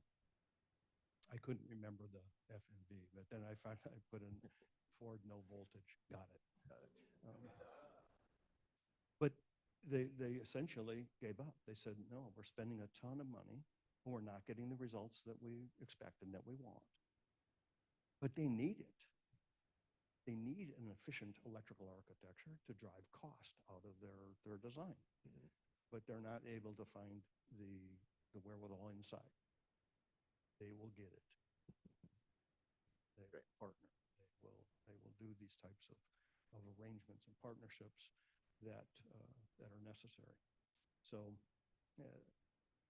Sergio one time he said, we are consumers of capital and none of us can afford all the investment that is necessary for the future. So he was a harbinger. He said, we need to consolidate, we need to merge, we need to be bringing this together so that we can fight this together instead of individually. And I think he was prophetic in that. Yeah, some of the bravest things we've seen is when people declare defeat, when they capitulate and admit what they can't do. Whether it's Sergio saying they can't do all that, Bill Ford saying he could needed Alan Mulally to be CEO, and Volkswagen saying Cariad isn't going to fix it, we need Rivian. So yeah, X-Punk. So we started you were talking about the importance of North America for competing, and Mike, you just talked about the challenge of making investment decisions in a labile tariff environment. It seems like we're not going to really have clarity though until USMCA gets renegotiated, because all this other stuff, reciprocals and sectorals, but then we still have USMCA. What do you all want to see out of the next North American Free Trade Agreement, whatever title it has? Whoever wants to jump in, go for it. What the name says, free trade. What the old name said. Yeah. That's what I would want to see. But does that include a Chinese automaker and a battery maker? Well, I think that it raises a good question because look, we've got many members that are that are Chinese owned. We've got other members that are here that are U.S. based, and the reality is that they have made significant investments, whether in U.S., Canada, or Mexico, and so they're in a situation where if a Chinese OE comes and localizes and now has access to NAFTA or to USMCA, and yet they've received benefits, right? You know, the question is will there be a level playing field? And that's ultimately, look, we're pro-competitive, right? And so we're all about making sure that we can compete, but it has to be there has to be some clarity in terms of that level playing field, and so that's an important one. But look, I'll say this is that USMCA absolutely crucial. Our members need it. It's absolutely vital, and so obviously that is a fundamental. Yeah, something that could lay down the rules for a decade. Anne Marie, is there anything particular that your clients might be looking for or anxious about? What could or couldn't be in the new trade agreement? All of my clients are anxious. But it's also the compliance issues behind it. So once we get what it's going to be, it's How the do you prove it? compliance behind it, and that's a big trigger for a lot of suppliers. For sure. Anything, you guys? All right. So I'm going to find one more question, and then we'll let the audience have a turn. But if you don't have any, I'll keep going. So think for just a minute or two. So thinking about vertical integration more from the automaker level, not just suppliers on down. If Tesla, GM, Hyundai, and others are trying to insource more modules, where does that leave tier ones? Are they system integrators? Are they commodity suppliers? Are they innovation partners? How do you see that evolving? I think it's all the above. I mean, because the reality is that we've talked about the pace of innovation, and it's changing, and it's moving very, very quickly, no question. But we've got to remember, let's take a look back and go back 5 years, and everybody was saying EV is going to dominate, and so of course, EV is certainly going to be a foundational pillar in the sector, but at the same time, there's going to be a very long tail, and there are a number of use cases where EV just doesn't lend itself and doesn't have necessarily the capability, and so it's not something that is there's going to be this parallel path, and so what's crucial is I think even still, this idea that EV is a singular solution or silver bullet is also it doesn't do anybody favors, because what we've seen here now is that with many of our supplier members and many OEs have invested billions of dollars, right, in aggregate across the industry, only to see, oh, okay, maybe the customer's not yet ready. And again, it's very different. It's bifurcated, North America versus Europe versus China, of course. And so there are many different pieces. And so what's important is, just like with investing of any kind, diversification is absolutely crucial. And so diversification lends itself to shifting or pivoting, whether it's a portfolio of technologies and capabilities that allow suppliers, companies, and the talent, the folks that are there to be nimble and to respond accordingly, and to allows that optionality and optionality based on the market, based on customer, based on geography, et cetera. I'm always trying to bring it back to what's happening not only in the United States, North America, but the rest of the world. So where are the growth markets? If we look at Stellantis, GM, Great Wall, BYD, I don't know if you guys knew this, but Fiat is the #1 brand in Brazil, right? So maybe the USMCA needs to go down all the way to South America, because that's where the growth market is. And Mike's right. It's not about EVs, because Brazil's clean energy path is ethanol. Right. So it creates new opportunities. Can we manufacture here, ship down to South America? We should be thinking about it, because, again, Brazil is an emerging market that's growing like crazy. And there's been $20, $30 billion of investment by OEMs and tier ones. So we have to look at these things and say, if we want competitive American companies, we have to be global, because there's no way they can be cost competitive if they're only making in North America and trying to ship everywhere else. They have to be global. So If you want to see Chinese cars and you can't make it to Caresoft, go to South America or Central America. You see a bunch of them. surrounding us. Anyone else want to add anything before we let the audience ask some questions? You've all been patient, stuck around all these hours. Fire away. We throw a microphone out there.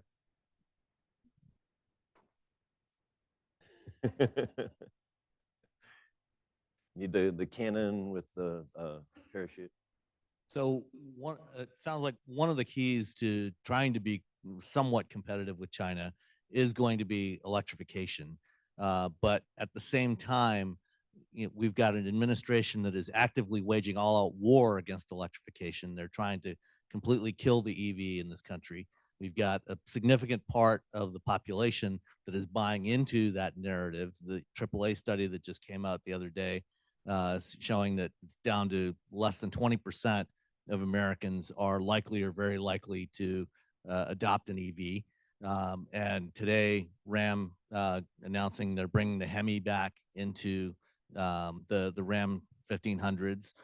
They delayed the Ram Charger specifically because they wanted to pull ahead, bringing the Hemi back.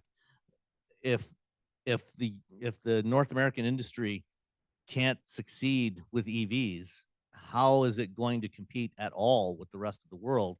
And also, to what you said too about, going to South America and other markets being global, when you've also got an administration that is actively antagonizing everyone, including our next door neighbors. Again, why would anyone want to buy anything built here when we've got a situation like that? Sam, go ahead and hand it back to the gentleman in the tie. He had his hand up, or you can take it around. Great question, Sam. So we have to look at all target markets, right? And the Chinese companies are surrounding us.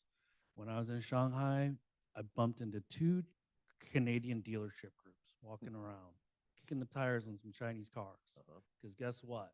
If we can't do business with the United States, we're going to bring some Chinese cars. And you don't think they're going to be manufacturing north of the border? Crazy. The second thing,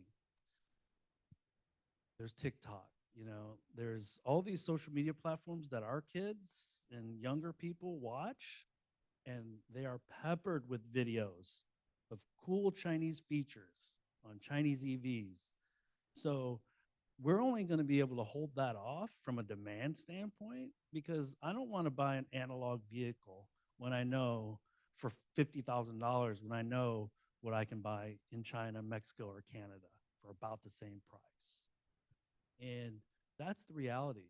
And if we look at Ford, for instance, they're effectively a single product, single market company. Now, this is an extreme case, but that's what's going to happen if GM and Ford and Stellantis cannot be competitive. And the 2 companies that we'd mentioned, or one company, we mentioned Volkswagen, non-American, Stellantis, non-American. They both partner with Chinese companies. They have large stakes. So Stellantis has a stake in Leap Motor, 21%. XPeng, or Volkswagen Group, has a 5% stake in XPeng.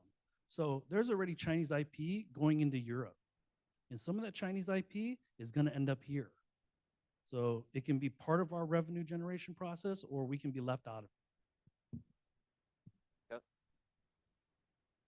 Great question. I think electrification is one of the obviously propulsion modes we'll get into. That I think Mike, you said it at a MEMA conference a couple months ago about how more or less China has already cornered the market and taken advantage of that, and we may never catch up, and maybe we shouldn't. Maybe ICE is what we'll have here. If ethanol is Brazil, then okay, we're going to have different systems to power the vehicles.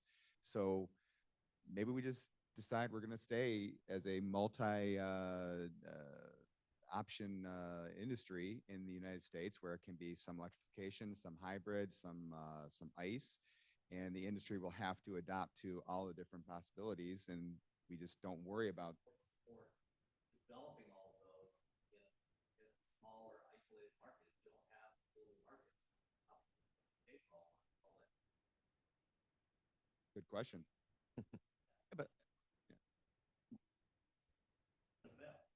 Okay, but Sam, I mean, I would say that, on the flip side, okay, if you look at full-size pickup, right? I mean, full-size pickup, obviously SUV, it's not, that is what the industry here in North America is relying on, is holding on to, right? In terms of profitability and the rest, and that's funding the vast majority of every other investment that folks are making. Those products don't lend themselves to Europe or South, there's a limited attractiveness for those, right? But look, I think your point is valid, but at the same time, it's like it's an important one to say, all right, we need to focus, limited resources, and focus on where we can succeed. And so when we saw global architectures in the past, where you're leveraging, compact crossover, pass car on a broad range of things, so you're changing top hats.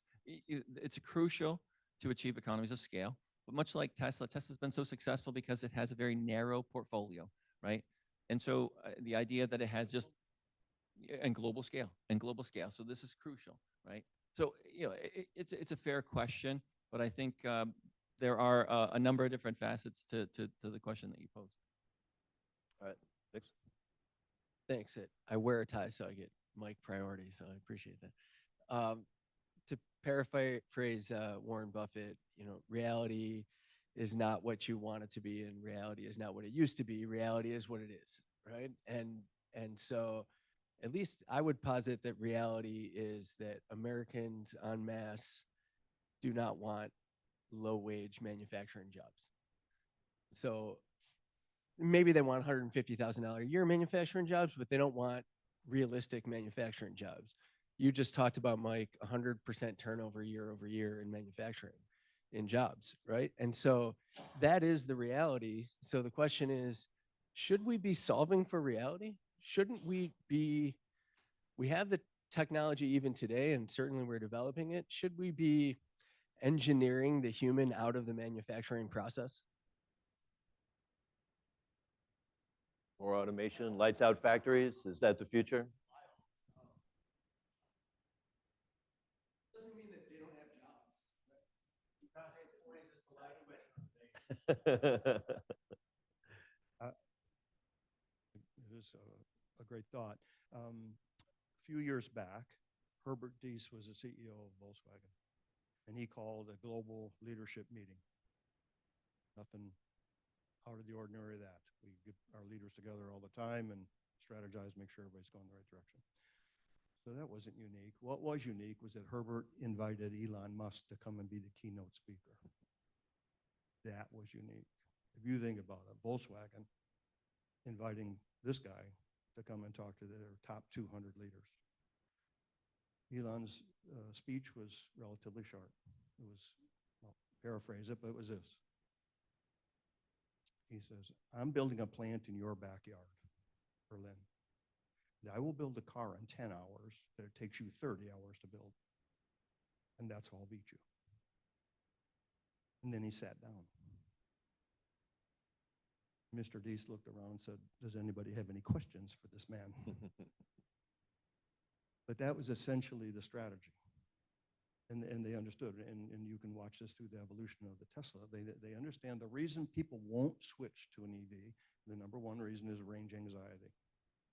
Now, there are people who say range anxiety doesn't exist. That's a myth that was made up by a marketer who doesn't want to sell EVs. That's not true. I own an EV and I drive one, and range anxiety is very real. I suffer it on occasion. So to get adequate range was an engineering technical challenge, which means you have to go after mass, you have to go after efficiency, you have to go after design so that you can get adequate range and not make it a big issue. Number two, cost. They're very expensive. I don't care how much you like the car. If you can't afford it, you can't afford it. So all the energy to get cost out, get efficient designs, drive cost out. And at Tesla, part of the strategy appears to be, and this is in industrial anthropology, I'm deriving this by looking at their parts, is that they think the very best part is no part. They integrate 3 parts into one, and 2 parts are gone. So there's less cost, there's less labor, there's less everything that's associated with that. So that's part of that mentality. So getting after range and getting after cost has been the drive. Here in North America, the infrastructure didn't keep pace with what it takes to do this paradigm switch to an EV. And so that was another impediment that really needs to be addressed. And Tesla tried to do that internally through their charging stations and stuff, but you'd expect the market to come in and fill that gap. What nobody really expected was simply to turn the EV into a political punching bag, where it became a virtuous thing that we're just going to have to go do this for these reasons. And one thing about Americans, they don't like you telling them what you got to go do. You go to hell. I'll buy what I want to buy. Don't tell me what I got to buy. So there's an antibody that starts to just come in just because of the situation. You have to politicize this vehicle. It either is a great product or it isn't. It will add value to people's lives or it won't. Engineer it so it will. Those who can adopt it will. And you'll see this evolution happen at its normal rate. You can try to push it and advance it, but you're pushing uphill. That's kind of what we've run headlong into here. But it makes a terrific, it takes 30% of the parts out of the car. We're talking about building them, well, just 30% of the parts you don't have to build anymore. Well, that addresses the labor, that some of it, right? That addresses cost. That's part of the equation. The full-size trucks, there's an unfortunate truth of physics that says when you take a truck and the sole reason for the truck is to do work, it's to haul loads and tow things and do work, haul material, people, toys, whatever. As soon as you start to tow with this powertrain, you lose 50% of your range like that. Well, that's a fatal flaw. And so you'll start to see some of these hybrid technologies, and outside the front here, you'll see a BYD Shark. They put an eRev technology in. It's a battery. It's the same batteries I think is in the Seagull. But there's also a little 1.5-liter turbocharged engine, and whose sole job is to keep that battery full. So if you use this truck empty or if you use it full, you can get 500 miles range. In fact, if it's really a big load, you can even draw some of the mechanical power off it to help propel it. That's a pretty darn smart powertrain combination for that particular market. The market's smart. We'll figure these things out and we'll go, but that's what happens.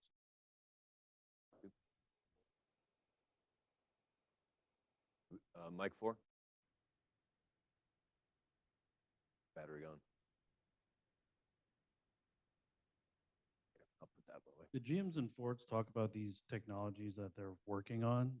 Well, I wrote an op-ed last week in the Detroit News, and range anxiety is real because I didn't want to drive my EV to Mackinac Island. And the title of the op-ed last week was "The future is here. It's just not. Or the future of transportation is here. It's just not in the United States." Now, there's range anxiety because batteries are limited in the U.S. But I saw a megacharger the last time I was in China 3 weeks ago. I've seen batteries. I drove a battery swapping car from Beijing to Shanghai. Now, profitability is a challenge, but profitability was a challenge for Tesla for 15 years. Okay, so when people talk about these cars aren't profitable, these companies aren't profitable, when did Amazon become profitable? So I don't know why these issues are brought up, but the technology is existing. Do we want to license it from a Chinese company? There's a pride element there, and there's a national security, but it's already there. Now, I'm going to double down on your whole manufacturing thing. And again, looking more broadly than tomorrow. The blue-collar jobs of today will not be the blue-collar jobs of tomorrow. What are they going to be? They're not going to be manufacturing. So hopefully the venture capitalists and the futurists are mapping to what an AI future, an automated future looks like. Do we need, because Andrew Yang, who ran for president 12 years ago, he brought up UBI, Universal Basic Income. People laughed at him. Is that a real thing? I don't know, but it seems that robots are going to be able to do a lot of what we do in the next 15 years. So where do we add value as humans? And that's the coolest part if you're anticipating the future and want to be part of it. But So that's also the reason it scares a lot of people, because the uncertainty, right? But I I promise you, the current blue collar jobs of today are not going to be the blue collar jobs of tomorrow. Okay, we have 2 minutes for one quick question. All right. So picking up on the question posed by Sam and then also ties into Josh's question and going back to strategy. The way I see strategy, I think many of you will agree, strategy is about being different, not replicating what somebody else is doing. So you have to be somewhat orthogonal. Let's say we're talking about US competing with China or North America competing with China. And clearly they have a lead. It was clear in the discussion today. So my question to you is, looking at what we have here in North America, our history, our legacy, and the strengths that we have, what should we be doing different? How do we stack our strategy differently so that we can be competitive? Because it has to be somewhat orthogonal. We can't just, catch up along the same vector. Thank you. Yeah, if I could just start there. I mean, look, many of our members are active globally, right? And so they're, some of the largest and even smaller ones as well that are engaged in many global markets. And so what's crucial is having a front row seat here in China and supporting Chinese OEMs so that they are learning. The question I would ask is, again, mentioned it, the idea there's a different expectation. If profitability is important, and yet there's a long-term play and a short-term play, right? The present day, making money versus this long-term, a long-term horizon. And so that's a very different situation. The other question though is portability of that technology, of that capability, the IP. How portable is it, to bring back these lessons learned? I mean, I would say that, the suppliers that have this capability that they're learning, they have the capability here in China that they're changing the future and they're bringing the future to life. Then how capable is it to bring that back, and leverage in specific cases? Clearly the demand for EV is not in the U.S. and in North America is not the same as it is in China, and for a variety of reasons. Good. I'm not a futurist and we're qualified to answer this question. It's a great question. But if we stop and look at the title here, the next era of mobility, and if we focused on mobility, we've been talking about cars as we've known them and loved them and changing their powertrains to electrified. But that is not mobility. I hope my grandchildren never have a driver's license. I don't think they will. I hope they don't. But I hope they have mobility free and easy right there. And I think when my grandchildren want to go someplace, they're going to be able to page a mobility unit to come to them. And it's going to recognize them and say, hello, Ember, where do you want to go? And she'll tell it. And they'll say, great. And it'll take her there safely, quickly. And then she'll depart and it will disappear. She won't own it. Why does she want to own it? Why do you want to own a car? So that 95% of the time it can just sit in the sun? So it can depreciate 30% the first day you bought it? So you can license it? You can insure it? You can maintain it? What a dumb thing to buy. You want mobility. You want to be able to get from here to there safely and quickly. But I think ultimately, this is a leap, but we need to change. What does mobility mean? What does it look like? And that changes everything. When you get an Uber today, do you care what color it is? Or brand? What brand? You want it clean and safe and close.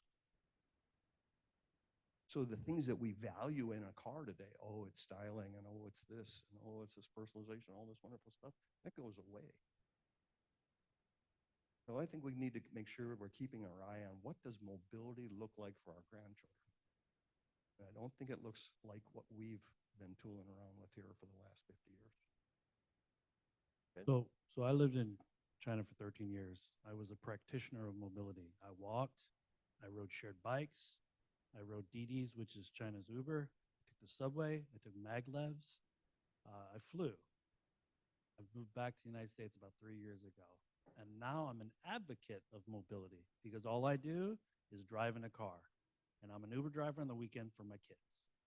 So again, do people know that there are 500 million electric or mopeds in India? Do people know that most of the mopeds in China are electric? So this whole idea of mobility needs to be more broad because there's more restrictions on passenger vehicles. London has had a congestion tax since 2003. Manhattan wants to put a congestion tax, but Trump wants. So anyways, I won't get into that. If you look at Paris, they're invested 300 million euro to make the boulevards towards the Champs-Élysées bike friendly and restricted private passenger vehicles. So the rest of the world is pulling cars off the road. And we want to double and triple down. I hope my sons don't have a driver's license. I hope level 5 autonomous is super safe, safer than me driving them. I think that's a reality. I think that's the future. And then the GMs and the Fords, they want to be transportation and technology companies now. They don't want to be car companies, but you know, if it walks like a duck, talks like a duck, acts like a duck, because when you get all of you guys work at suppliers and OEMs, when you're in your internal meetings, do you still talk about product? How many tech companies talk about product? They talk about the user, right? So think of an Apple commercial that you see on TV. Does Apple say it has 400, my iPhone has 450 horsepower? Or does it give you this sentimental moment that the iPhone enables you to have, which is user-centric, not product-centric? So if your teams are still talking about product, you're pointing at the wrong goal. All right, Adam, we got to give these guys the hook. All right. I hope you all enjoyed drinking from that fire hose. It was entertaining and informative. I would like to thank all of our expert guests here. I'd like to thank Joe for championing this event all the way through. Our moderators, of course, and Forvia for hosting. So enjoy the rest of the day. And also CareSoft, who provided the 2 BYD vehicles, which are still out there if you want to go out and take a look at them after this. So thanks very much. We'll see you at our next event.